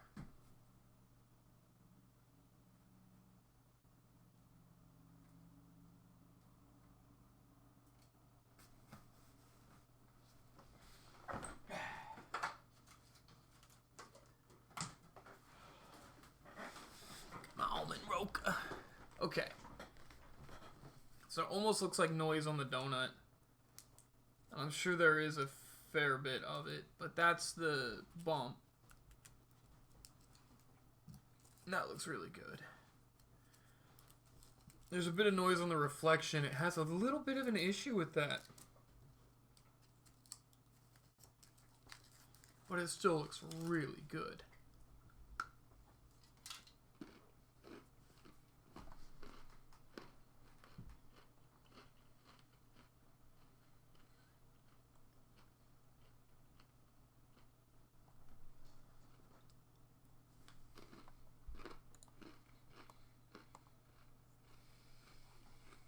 There, you can see the larger I make this, the softer this shadow becomes. If I turn off my overlay, I can focus on a little bit better. You don't want to go too soft because then it kind of like loses emphasis or direction, but just something that's not looking like sunlight, something like that. And I'll turn down the power just slightly. Oh, by the way, now that we're talking, about doing a final render, in my full lighting series, which if you do get serious about CG, I recommend watching that because I go into a lot of detail about this. But I explain how you can actually find out what the correct light value you should be using, because every monitor is actually different, and what looks okay to you might look too dark or too bright for somebody else. So if you don't have that thing that's been popping up repeatedly as the spider, I've got this device which will like make my monitor more accurate for color. But if you don't have one of those, you don't need it. If you switch in the render settings right here, you've got a underneath color management, you've got a view transform. If you change that to false color, everything will look psychedelic. But these values here will tell you whether something is overly bright or not. And really, you want things to be interesting, just above, like just on gray or above gray. So this like top of this icing here is kind of like what my focus is going to be. So is that in looking at my viewport, lamp, I'm just or going to where turn did he that find down that? just a little bit. Like it can be a little bit overexposed. Above color management, you've got more accurate for color. But if you don't have one of those, you don't need it. If you switch in the render settings right here, you've got a underneath color management, you've got a view transform. If you change that to false color, everything will look psychedelic. But these values here will tell you whether something is So overly this bright guy or not. up here needs to be And really, changed, you want huh? things to be at just above, like just on gray or above gray. So this like top of this icing here is kind of like what my focus is going to be. So looking at my lamp, I'm just going to turn that down just a little bit. Like it can be a little bit overexposed. This green value here can be a little bit overexposed, but not too much. Anyway, that's enough. That's enough for now. And then before I do another render, I'll just, because I actually think that blue for the ground, it looks okay, but I actually realized that you can use, if you make it better? like within this pink pastel color. We did split testing for this tutorial. We put some adverts up on Facebook to test, what thumbnail would actually perform best for this tutorial. And yeah, apparently we did like some different ones with like the background here, and we had So ones that were blue is and then like some that were too pink, cool. and the pinks outperformed by a lot. Can't see it. Like that's So dark. yeah, I guess like it's up to you, but based on my test, it seems like the aesthetic Green is like looks, can be seen. It's it about to looks be too nicer bright. when you have like just pink. You can't really see the So that's what I'm donut gonna go with. underneath with Alright, now that before one. we do a render, I'm going to give this a save. Let's give this a save right now. I just hit Control Shift S to do that save. And all right, now if we hit F12 right now, which is the shortcut Top for down rendering, spotlight is you'll probably see these the tiles worst will for appear. this. It'll So go if one I by grab, one. And yeah, so I do have 2 tiles because I have 2 graphics cards and I'm using the GPU. If you have CPU, you might see like 8 tiles because it's going to use the cores of the CPU to do it. But CPUs are often generally slower than graphics cards. But anyways, so the speed at which it's doing this is dependent on the number of samples. So the samples are defined right here. So the viewport is set to 32 by default. So you can see in the viewport here, it's quite noisy because we're rendering at just 32 samples, which is a very, very low sample amount. The final render, it's doing at 128, still can't really which you see can see is far less noisy. But when you zoom right in, the you can still donut. see So if we turn there's these quite a down to lot of noise there. 500 watts, So one way to reduce that is to just increase that. let's But go every ahead time, and like if you were lower to double the samples and make it both of them. 256, right? 256 samples, that would kind of like double the render time. And you can do that, but yeah, you wouldn't ever even really clear up all the noise. There would always be like some noise there. Thankfully, there is something called denoisers, which after the render is finished, it can try to intelligently read where the there it is, where the edges are and where noise is, and try to remove the noise. And 2.8, Blender 2.8. So if you're watching this as I upload it, make sure you get this latest version from the Blender Builder website. Blender 2.81 has a denoiser in it, which is incredible. It's the Intel AI Seems denoiser. way too dim. And the way you use it is you go to your layer panel first, and you make sure you turn on denoising data. And then when you do that, you have to do another render. So we'll do that quickly. There we go. And then once the render is finished, we're going to go, and this is, for a beginner tutorial, it's a little advanced, but we're going to go to the compositor. So this compositor tab along the top there. We're gonna feed my dog. We're gonna let this render. Come on. A render. We'll see how that turns out. You hungry, bud? You want some food?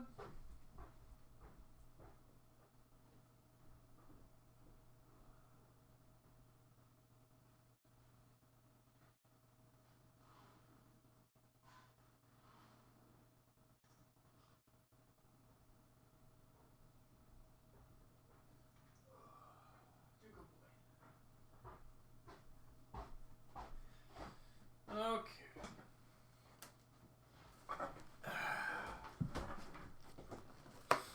I mean, it looks good. I don't know about the whole not getting it too bright, or it's some parts are too dark. I mean, if you look at this, there's a huge shadow right in the center.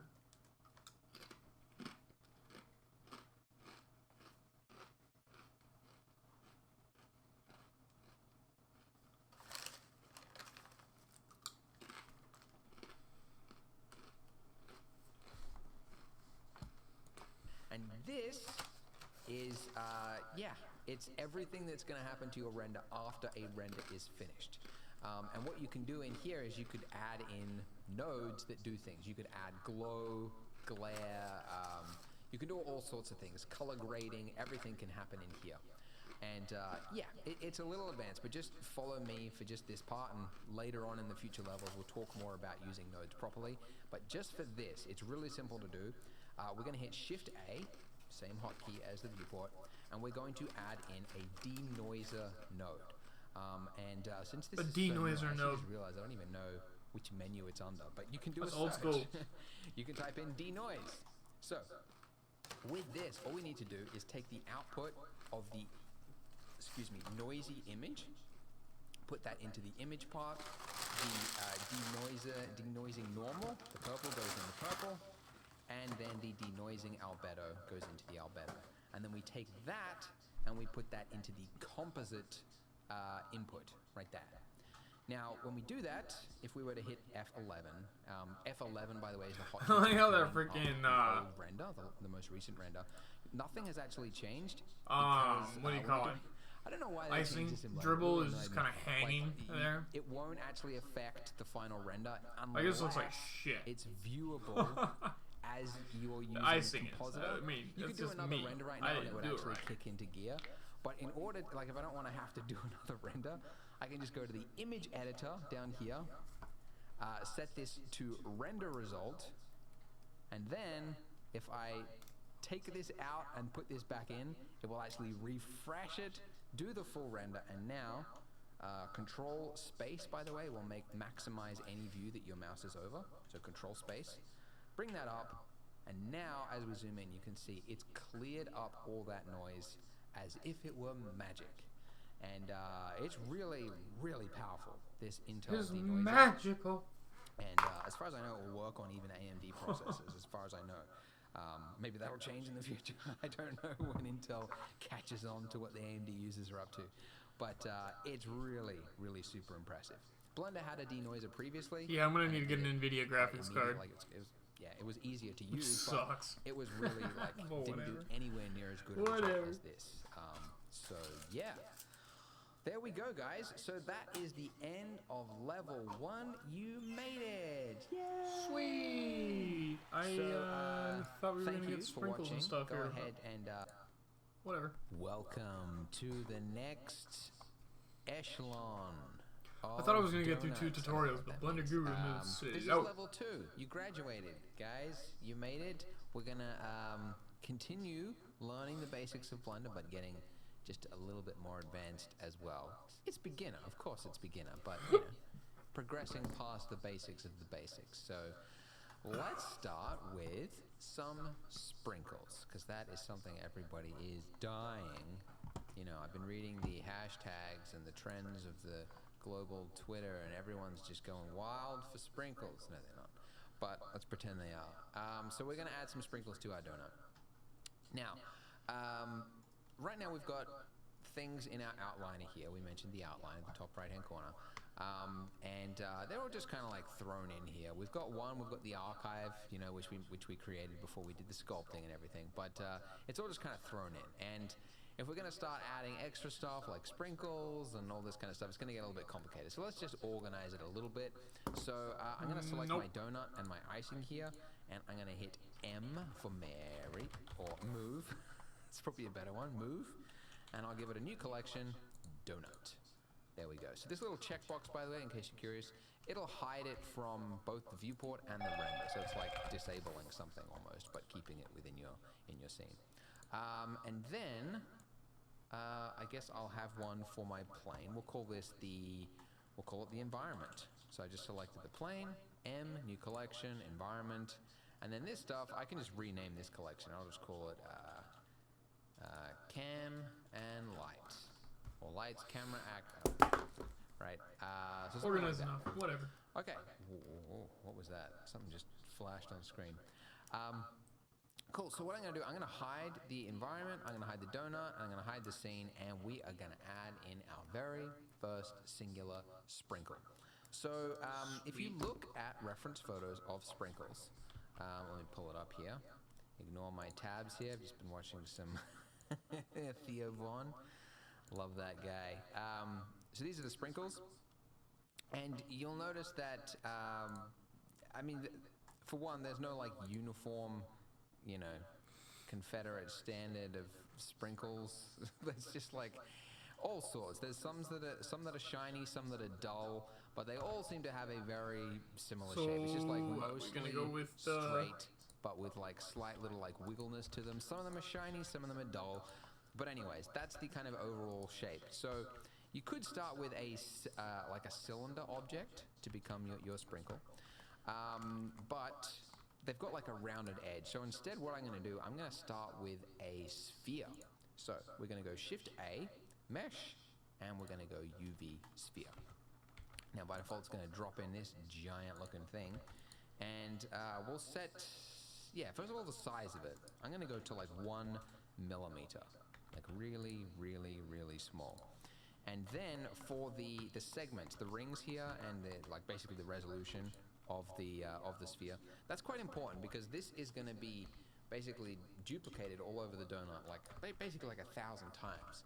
So any resolution you've got here is just multiplied by however many sprinkles you have. Point is if you have a high-res sprinkle, one single sprinkle, for one, it's not even going to be visible in the render. Like, it's so far away, it's not that detailed.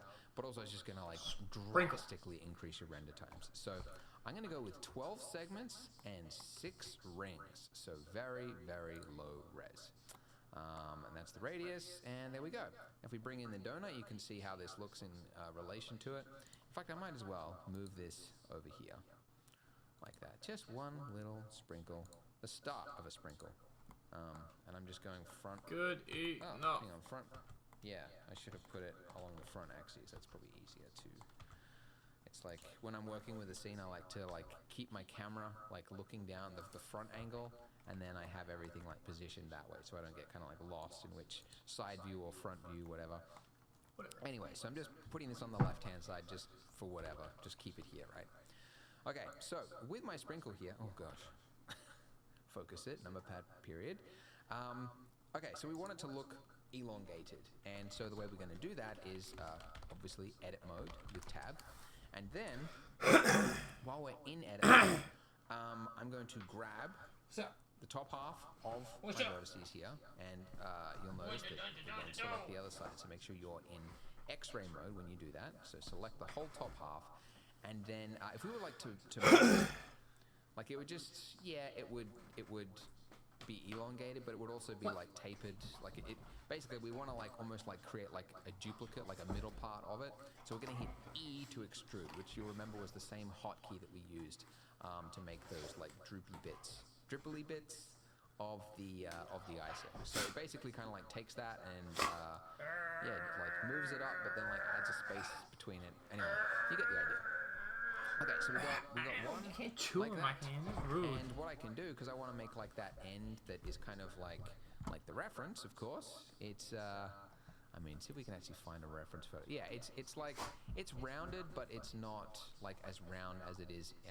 It's not like a sphere end. It's just like it's a hard cut. Basically, it's like what I just created on how they did it, but it's like they get like piping of like icing, and they just do like long lines on like a baking tray, and then they bake it, and then it just creates like baked icing, and then I believe that's what it is, just like baked icing. Maybe these shiny manufactured ones, they may be different, but yeah, you can make them yourself. Apparently they're really easy to do. Anyways, so what I'm going to do is I'm going to scale this along the Z axis. So if I hit S and then Z, that's doing the effect that I want it to do. It's just sort of tapering it in a bit, like so. And then I'll do the same thing with the bottom one, S, Z, and there we go. Look at that, one singular sprinkle by itself. And while we're at it, we might as well go into shade smooth. And this is in object mode, of course. Make sure you're in object mode. Great. Now, with our donut here, we could, if we wanted to. We're going through my trash. You know, grab it and like move it here, and then duplicate it, and then duplicate it, rotate it, and etc. etc. But I'm pretty sure the tutorial would be 10 hours long, and I would be receiving death threats from people saying, "How dare you lull me into a tutorial and then hit me with duplication." So there's a better way to do things.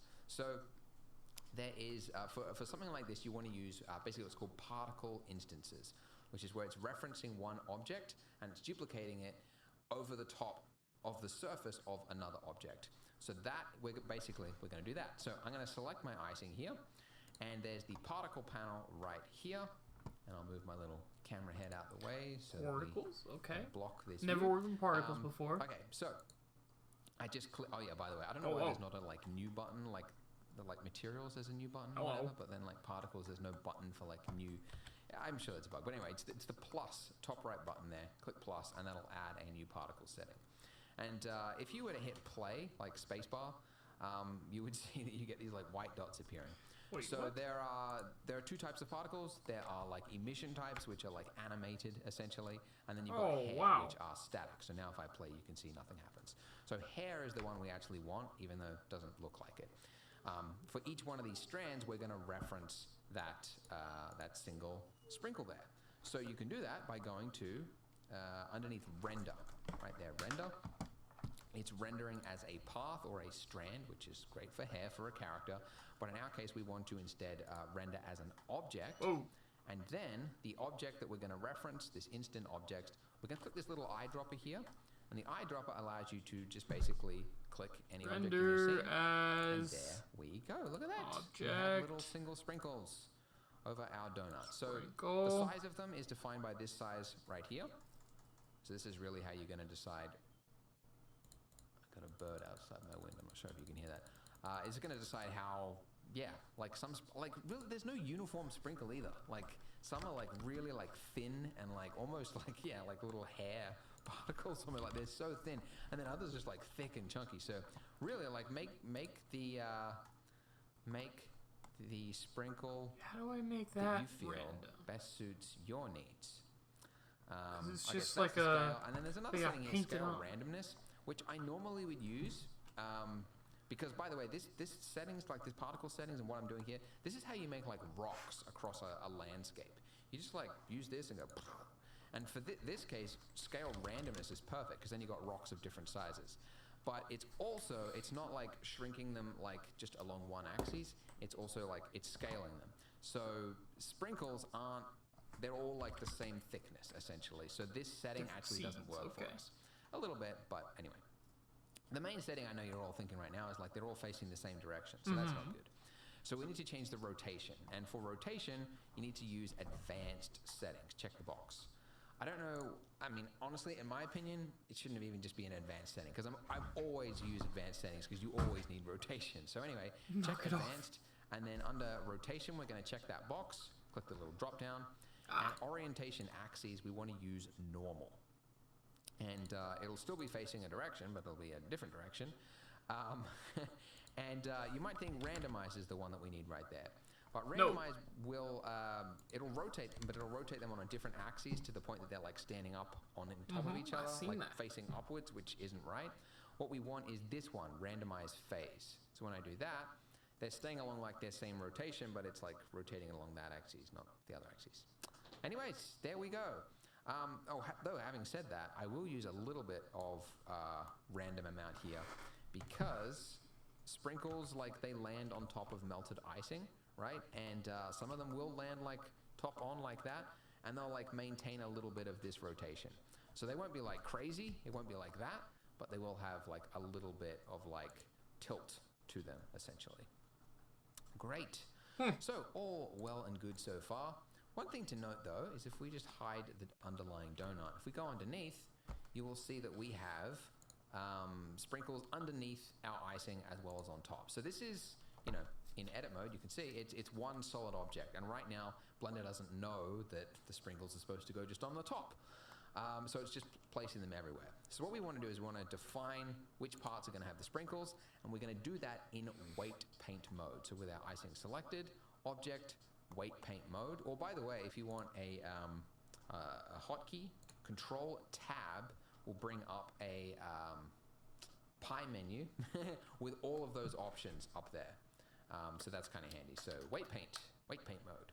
And when you do this, bring up a pie menu with all of those or by the way, weight paint mode. So with our icing selected, object, weight paint mode. Or by the way, if you want a hotkey, Control Tab will bring up a pie menu with all of those options up there. Weight paint. So that's kind of handy. So weight paint mode. Cool. And when you do this, it'll go blue. And essentially what you're looking at is, you know, like, what was the name of that movie with the aliens? Aliens vs. Predator? The one with the Predator. And it's like heat vision mode.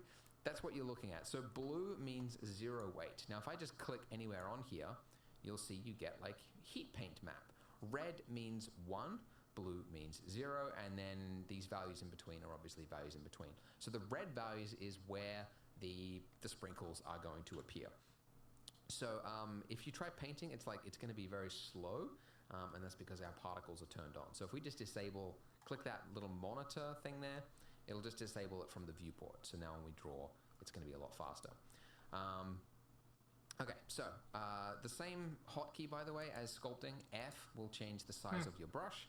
And again, if you want to bring up that tool setting thing here, which probably should be on by default, but for whatever reason it's not, these are like the weight and the strength of your brush. Like you could go like a low strength and just kind of paint.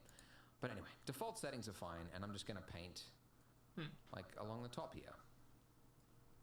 Like so. And I just want to make sure that there is... that's weird. Why aren't I allowed to paint right there? Oh, strength. Oh, I always confuse those two. Strength, full strength, but paint a weight of 1. There we go. Yeah, so I want to make sure that there are parts of it that, like especially down here, the sprinkles would obviously fall off if it was like on an angle too extreme. So I just want to make sure it's just on the top. Yeah, I don't know if I'm going into too much detail for a beginner's tutorial, but you know, I want the result to look good. And I've seen, you know, the past 3 years of people on Twitter adding me into their rendered result that they finished. And I had like all these notes. I'm like, you should fix this. This is too uniform. This is, you know, and it's like, well, I should have put that in the tutorial, shouldn't I? If everybody's got the same problems, it means it's my fault from the tutorial. So anyway, I'm just trying to make it look nice. Anyway, that's fine, right? I'm just yabbering. So Control Tab. And then I'm going to go back to object mode. So bring back our sprinkles. And then the way that we tell the particle system to use that weight paint is by right down here underneath vertex groups. So you can choose a whole bunch of different properties that'll be controlled by that. But the one we're looking for is density, and it's group. By the way, if you ever mess up your like your weight paint, or for whatever reason you can't find it, it's here, vertex groups. We're gonna make so that less painting, than it'll create a new vertex group, and it'll be 500 right now. Here. But if you ever mess up, you can just come to here and then click that little minus button. That'll delete that, and then you can click plus, and you can add a new one. Yeah.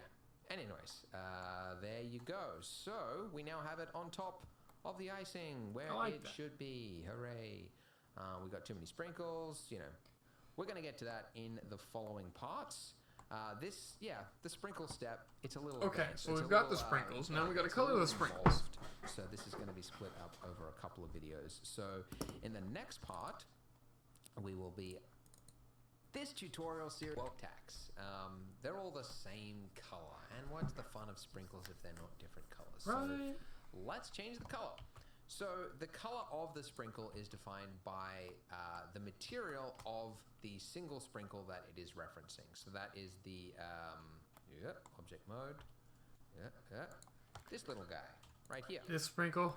So if we went, to the material panel and then we added a new material, and looking at our donut here, you can see if we made these blue, then hey, look at that, we have blue sprinkles. But that's not going to help us because they're all the same color. Now, we could duplicate this and make like a whole bunch of different ones with different colors, and that was actually the way I did the first tutorial 3 years ago, because I actually thought that was easier for people to follow.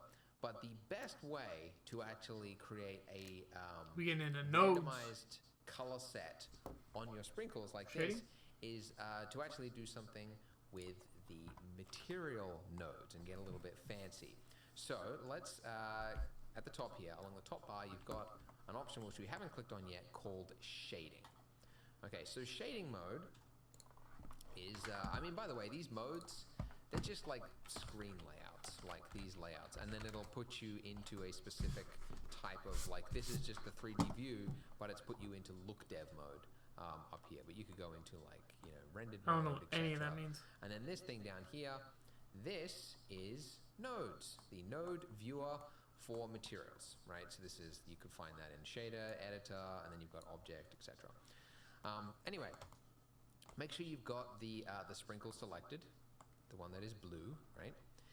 And what we want to do is we want to add in a control which will make it so that, this color here, this blue color, is randomized depending on which particle it is. So this, by the way, all these settings that you see here, the reason they might look familiar is that they are the exact same settings that you see over in the right-hand side. This right-hand side, this bar here with all the settings, it's just like an easy, is a node. By the way, I'm hitting Shift A, and the node under input that I'm looking for is called object info. So I'm going to drag this in, and we've got a number of values here. So the way nodes work is essentially, if I take like one of these, for example, and I was to put this over here, it would, depending on what this node here actually does, it would take that value. It's like, it's like mathematics. It's like taking this value or referencing this value in another place. If I was to take the random value and I was... Wait. If I go to layout, I hit play. Okay. It's not doing what it was before. Maybe because it's applied the sprinkle to it? Because it's now an object. It's being rendered as an object now. Okay, now I get it. I had to test something. Base color, you can see that this happens. All the colors, all the sprinkles are now black and white and various shades in between it. So this object info node, Oh, that's cool. random output of that is basically every time the object is repeated or duplicated or referenced, it's giving it a random value between 0 and 1, right? Anywhere along there. It could be like one of them is like 0.325, 0.693, whatever. And depending on where it is along there, it's by default, it's giving it a white value, or sorry, a black value and a white value. And it's just basically, it's like a gradient between them. So each of these are matching that. And that's well and good if you want sprinkles that look like somebody's dead relative's ashes sprinkled on the top. But what we want is something a little more lively. So what we can do between here, so where it takes the random value, Color and it's ramp 0 works. to 1, is we can put in Shift A, converter, color ramp. So if we can drop in this color ramp here and put this in here, nothing will have changed at the moment. But what this is doing is it's taken the 0 to 1 and it's now transforming that across this gradient. And this gradient here can be whatever colors or whatever look we actually want. So if I made this black value here and I change this to know what I want there, orange, though. you can see that we have this. So as you can guess, the next step is like how do you want your sprinkles to look, and then how do you want to set this up? So Whoa, in my wait, case, hang on. I can I'm going add to go tons with of a sort of these. a pastel themed color scheme, and I'm going to go with like 5 different sprinkle color sets. So let's go like Oh. a blue color like this, and then I'm going to go a purple color, and then I'm going to go a hot pink color. And by the way, this is all referencing like stuff that I found. Yeah, hang on. If I go here, I want sprinkle color palette.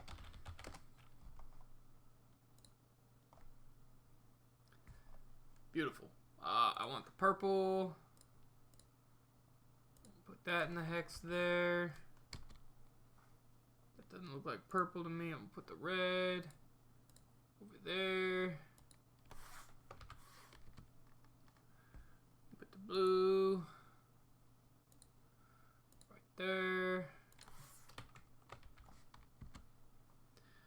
And I grab the green. Put it right there. Grab a yellow too.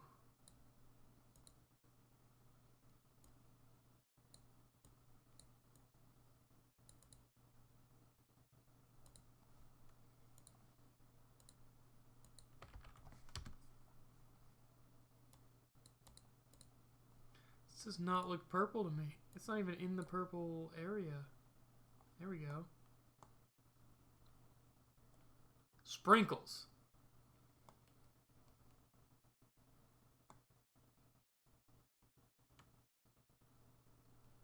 Tons of different sprinkles. I like that. Okay.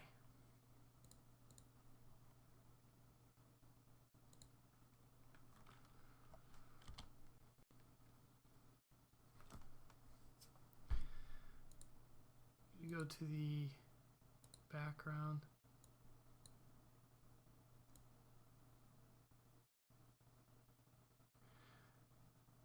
Background really influences the scene. Okay, we make that pink-ish. What if I actually bring that up? So we do that white, right?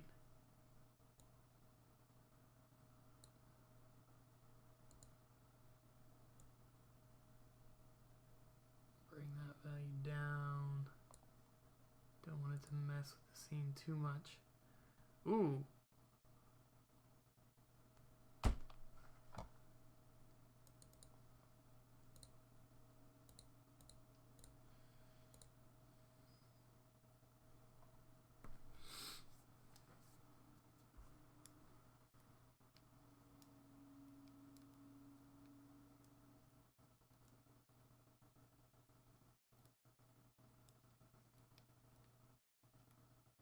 I didn't realize with the color ramps you could add so much.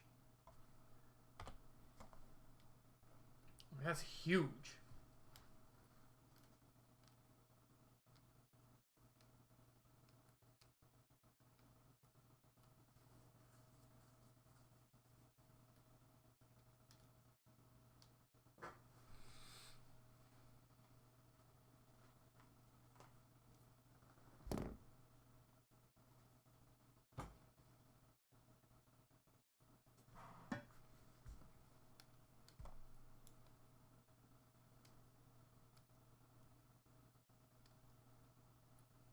Yeah, that looks really good.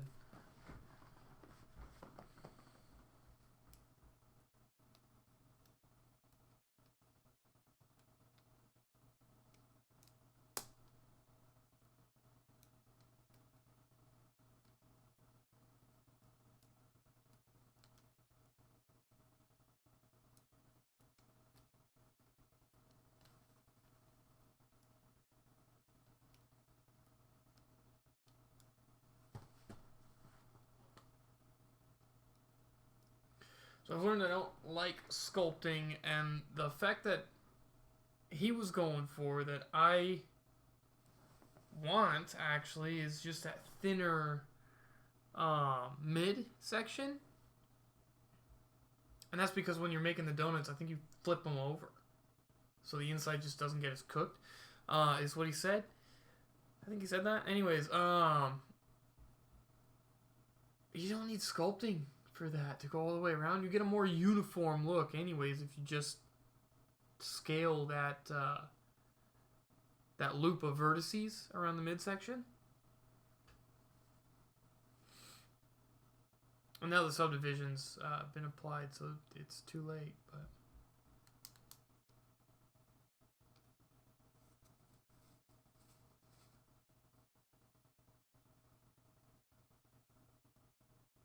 I definitely want to mess with particles though, because Liquid Sim, yeah? Is that particles? So there's the render completed. I definitely think it needs more light, or the background needs to be brighter. I just don't want the background to influence the scene too much. But this is looking good.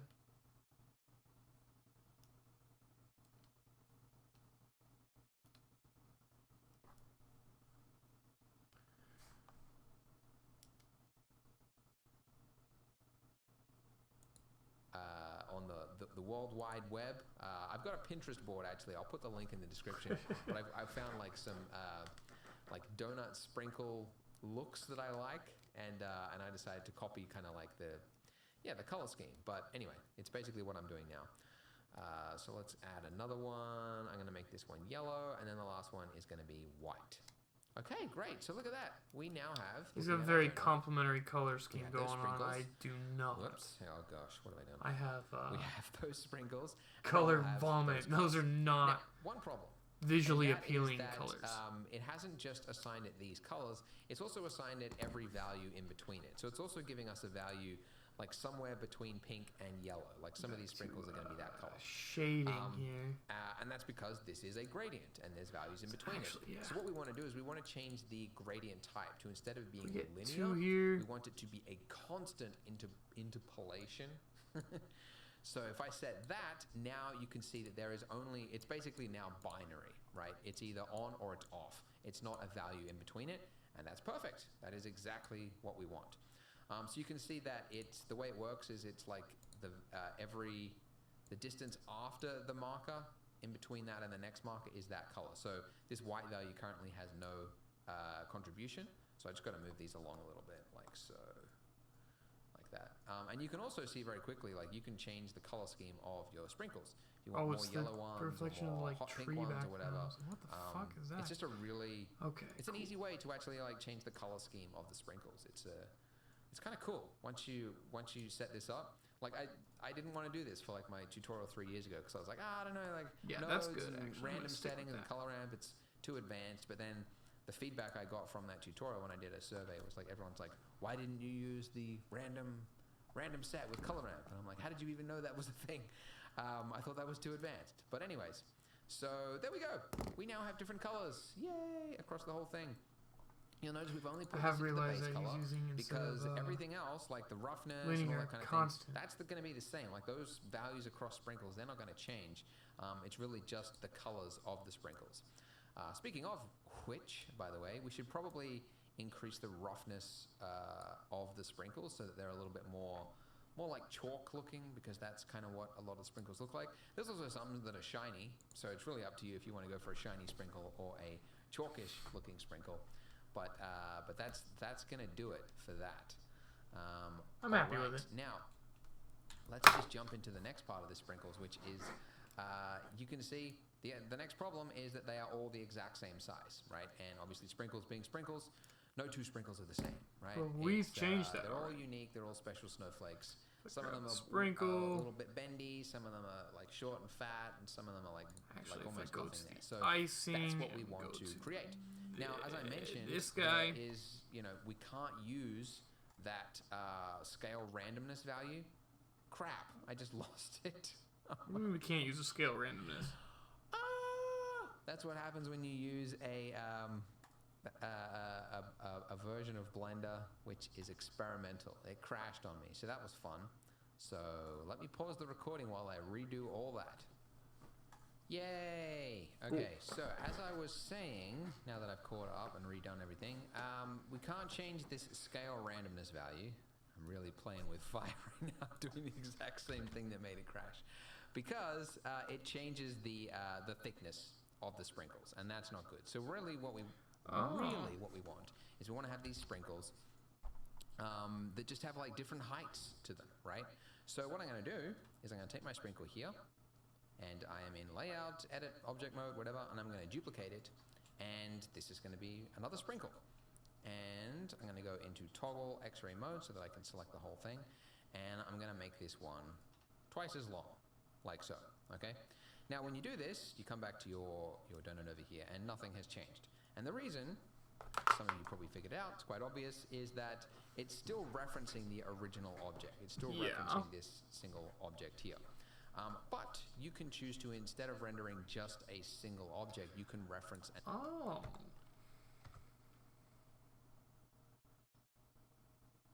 Whoops. Bring back my sprinkle here. Okay.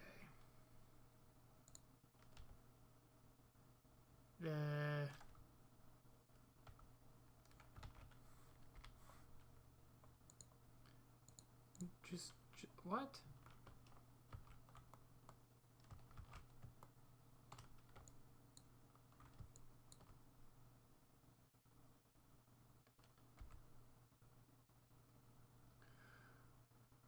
Whoa.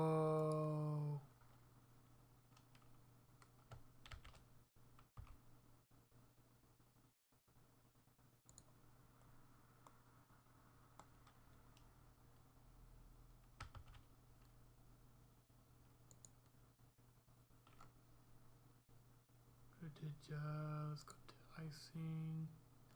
Back to object mode. Let's go back to icing.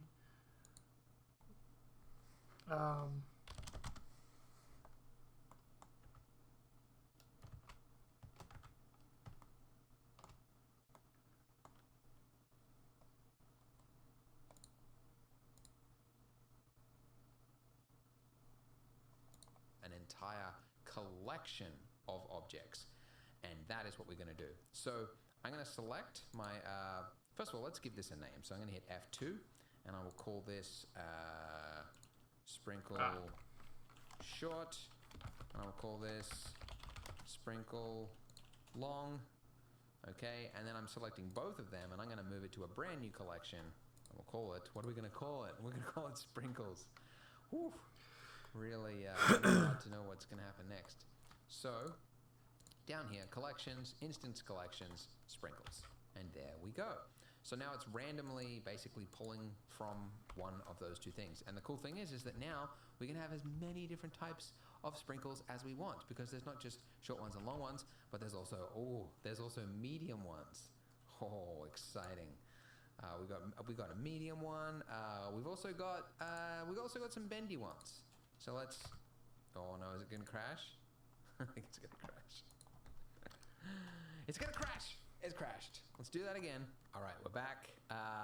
Yeah, some people would just remove that from the tutorial, the parts where it crashes, but I think it's a valuable lesson. Always save. Also, I will say that I'm using an experimental build. It's very rare for Blender to crash this often. Okay. Anyways, as I was saying, there are some bendy ones, so I'm going to duplicate this guy, and I am going to, create like some bendy parts. So I'm just like, oh, I should definitely explain what I just did there, right? So Control R is going to allow us to create a loop cut, right? Control R, and then when you click, first of all, you get that like outline, that yellow outline, which shows you where the loop is going to go. That's basically adding detail, essentially. That's what the best form of a loop is. And then if I scroll wheel, I can increase the number of loops, all right? So this is just like some very basic modeling here. So I just scrolled it up to give me like 2 loops, and then I just click, and then it'll ask you where do you want to place them, and if you just right click, it'll just place them right in the default middle area. And then I've got, a bendy sprinkle looking thing, right? And then I'll do the same thing. I'll duplicate my medium one here as well. Gonna save as I go, very important. Grab The other thing you all can do, by the that. way, is just like extrude up, Just want that. and every time you extrude it, it's going to create one of those loop cuts. It's the exact same way of doing, exact same thing. It's just different ways of doing it, essentially. That's This is actually kind of like a just little bit too strange. wormy looking, That out. right? So they are all a part of the yeah. same It's kind of cool. And my apologies, selection. but There we go. this add-on If I and go all back the crashes and to everything, but sometimes I'm showing you what I'm pushing, and other Icing. times I'm not. And my apologies, but that's back up to 500. yeah, we got to fix that out. Back up to It's really 400. bugging me actually. It just turns itself off randomly. They have twice as Anyways, much look as at these this. We've got all guys. these little squiggly worms and stuff all over it. Um, One thing to note as well is like some of them are like really sticking out there, and part of the reason for this is that I haven't even got it turned on, but my origin points will actually show you here. The origin point, that little dot there, is the point at which it is attaching itself to the top of the icing there. So that being where it is, it's probably not in the best place. It should probably be in the middle of it. And you can see that all of them have problems with that. So if I right click after selecting all of them, and then I select set origin to geometry, it's going to basically place it in the center of all of those objects. And now when we come back, you should see it's a little bit more improved than it is. One big problem a lot of people had with the previous tutorial was that you've got intersection, right? Particles that are intersecting other particles. And unfortunately, there is just no good way to fix that. The particle system in Blender it's a little old, and it just doesn't have this ability yet. You really want to be able to like read the shape of a mesh and then detect when meshes are intersecting. It should be able to do that, but the current version doesn't do it. I think the plan is for 2.83 or 2.84, something like that. They're going to roll in particle nodes, which should hopefully have this feature, and a lot more other things. But for now, really my best advice is if you see things that are intersecting and you're not happy with how it looks, you can change the seed here. The seed is just like a random value. Like every new seed will be a different mix, a different version of it. So I find just find a seed that looks the best, and this will come like doing it now is kind of a little bit preemptive, because when it comes to rendering, that's really when you want to check like the intersection of things and choose your seed value. But just want to give that a heads up, because I know a lot of people have that question of like, how do I fix it? Trying to go for no Looks terrible. full So, loading. anyway. Now, the other thing I want to do is I want to add just a few spheres to it, because Sprinkles, there we go. whilst looking at all the different sprinkles there, I noticed that it's quite a common trend to have these little balls, like almost like marbles. Like it just looks marbles. Sometimes they're like star-shaped, love heart-shaped, just kind of like that. I don't know what you call that, like that, like old pastel, like old-fashioned candy. That's just like all like crushed up kind of thing. Like you could do a lot of really cool stuff with sprinkles. But anyways, I just want to add some balls. So funny balls. I am going to right here inside my sprinkles collection. Let's get rid of that. I'm going to add a new UV sphere, and of course it's going to be way too big and way too high res. So I want it to be higher res probably than the sprinkles, because it's going to be a little bit bigger, but not too high res. So something like that. And then I'll turn down the size to be, say, 5 millimeters. No, too big. Let's go 3. Something like that. That's, actually no, maybe 4. Okay, and then I'm going to right click that and shade smooth so that it is smooth. And it's not using the current material over here, which is good, because I actually just want to make it one single color. So very simple, new material. And the color is just going to be like a blue, like a saturated, a little bit more saturated aqua color. And it's actually quite shiny. Like the roughness would be quite low on this. So, and I think the reason that this has become popular in decorating and everything is the same reason that, we'll get to this. It's the same reason that, like, it's actually art aesthetic. It's like, there's a technique which I'm still trying to learn myself, but it's like you don't want to have just like repetitive uniform detail everywhere, because it just looks predictable and it just looks flat and boring and dull. If you can have like big elements, medium-sized elements, and then small elements that are placed in like kind of chaotic areas, it can look more interesting. So I believe that's the purpose of having this on cakes, and it works. But not right now. It looks like it's been invaded by some I don't know, nanoparticles or something. So the problem is that it is it's picking from our sprinkles collection here. It's picking them evenly, right? It's just That's plucking them super from weird. this collection, and they all have the same kind of relative importance or priority. What happened to all the But other there's a setting here called sprinkles? What the use hell? count. And if you enable this in the drop down, you will see that you get a count value next to each of your sprinkle names. Now there's no way to say like reduce the importance of this, but you can increase the importance of everything else. So essentially for everything other than the sphere, I want to just increase not the amounts of them. Being rendered. So I think that's for because. the, let's say like medium sprinkles, I'll go 60. Okay. So 60. The long ones, you can also like tweak it because now like there's probably like longer sprinkles are probably less common than the medium ones. Same with the short ones, like that would be less common than the up medium and out of ones the as well. render Most of them frame. would be That's medium. all we need there. And then some of these long ones as well. And then finally, just the sphere. You can see that we've now got like just 3 spheres left because of the importance of them being so small. And that's basically it. Let's just cycle through this a little bit. Whoop, another segments seed here. Every time you do a new seed, like you might get like 3 or 4 or something like that appear on it. In fact, I might actually just increase these. I think the spheres are just a little bit too underplayed right now. Go 2 spheres. No, I've gone too much. I don't know. You can play with this yourself. And just, as I said, you know, make the sprinkles that you found all that. Collection use count.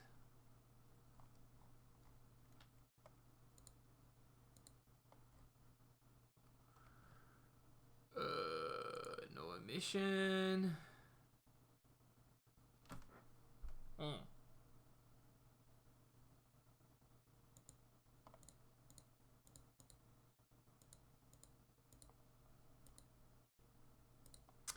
Collection use count. There we go.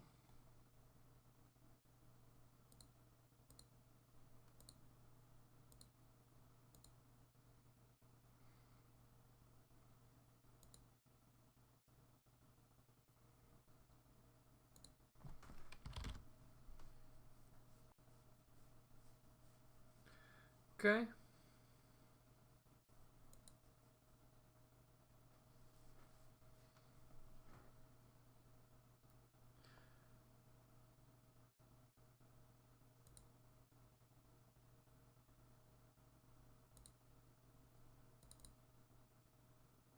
Yeah, I think that's right.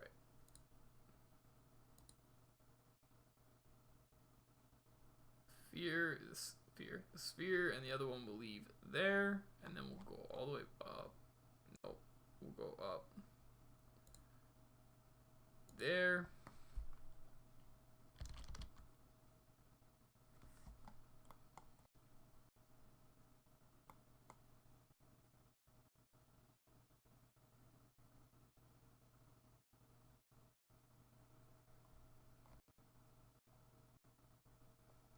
Actually, I think that one will bring down. That's the longer one.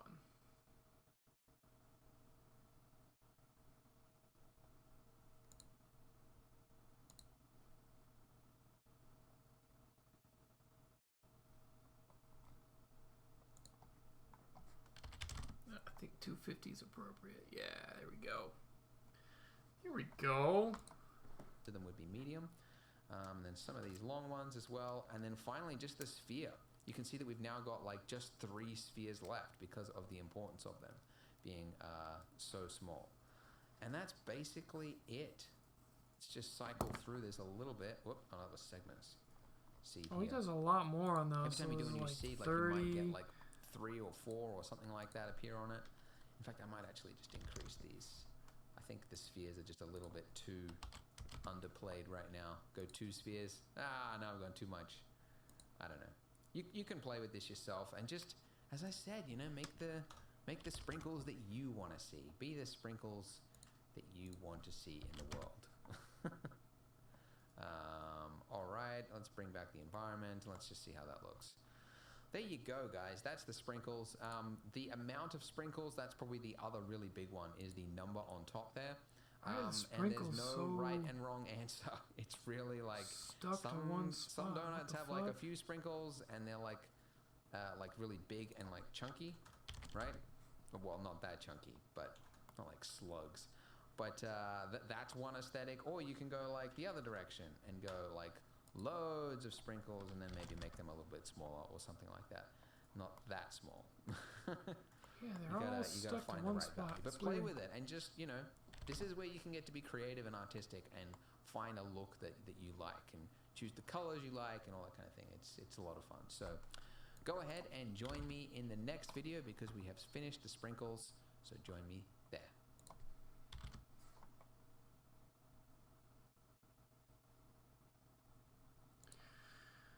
I mean, just painting. Ian Hubert. Not what I meant to go to. This tutorial series is brought to you by Polygon. This tutorial series is brought to you by Polygon. They're all brought to you by Polygon. There's some really good 3D renders, 3D stuff in Polygon. Really good looking stuff. Oops, didn't mean to do that.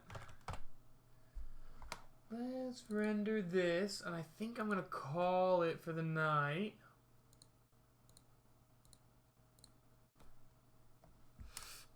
We'll get our donut render. And then we'll just save and quit. We'll come back and do the painting thing next time.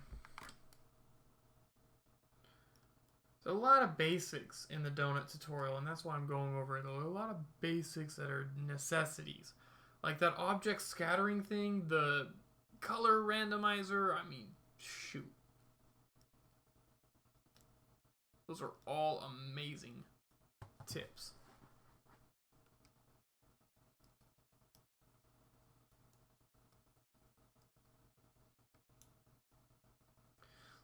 That one sprinkle that's just floating. Why?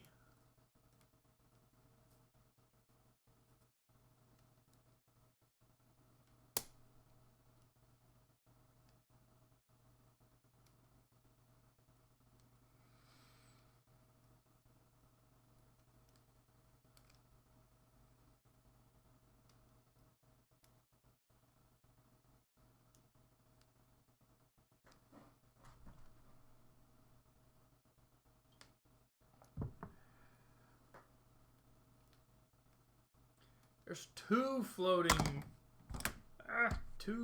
sprinkles. That's a little irritating because they're supposed to be like attached to the weight. But whatever.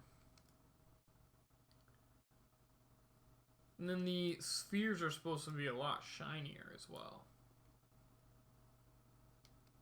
I'm not sure what happened there.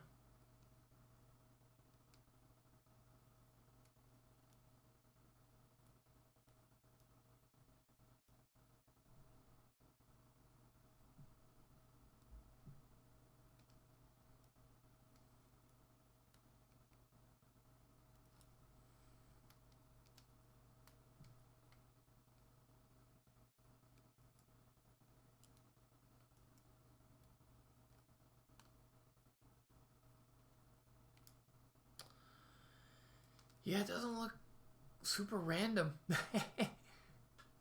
at all. It's kind of bad.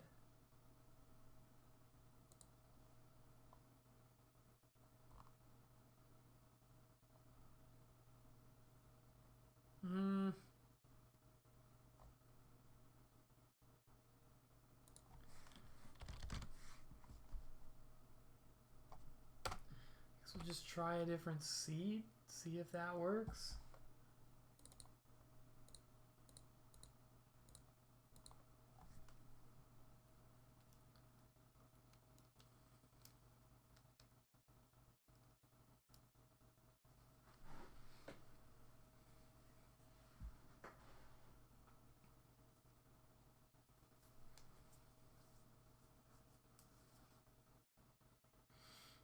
Yeah, it doesn't look too random. All those, maybe it just got too much of the longer ones on there. Although I thought I kept those lower than the smaller ones.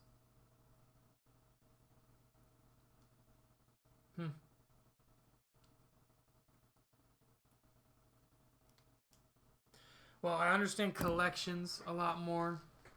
I understand a little bit about particles, a little bit. Those spheres, they were so shiny and then they just went straight to rough. What's up with that? They were rendered as shiny and then they were changed over to rough. It's weird.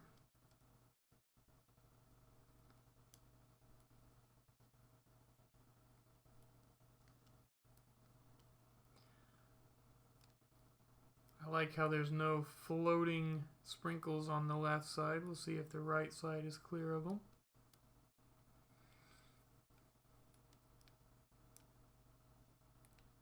Nope. We got floating sprinkles on the right.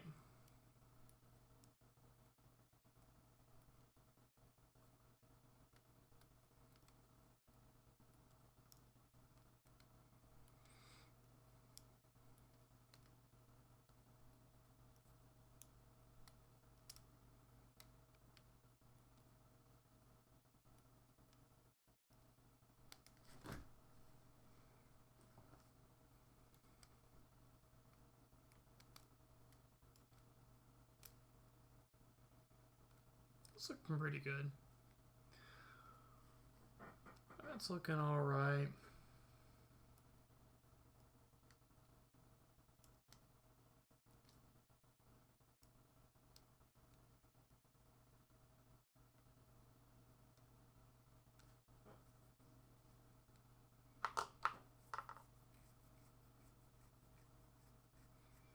Sweet. Okay, we're gonna actually save that. I'm gonna end my stream. Temp.png, yeah, that works. I'm gonna save the donut. Let's see. We're gonna add a new folder, call it donut. Save to untitled.blend. Not in the right spot. It's not what I wanted to do. Save as now. Go into donut. Just call it model. Model.blend. Alright, that's it. I'm done. Hope everybody enjoyed. Bit different than my normal content. I think I'm going to go this route for a while. I definitely still play games with Turt and everybody else. And I'm going to do a bit more of that on stream as well. Not a lot. Not too into gaming these days, but definitely gonna do some of that with Turt soon. Maybe get back into gaming with Jack and everybody else. We'll see. We shall see. But I hope to catch you all then, and I hope you all have a fantastic night. See ya.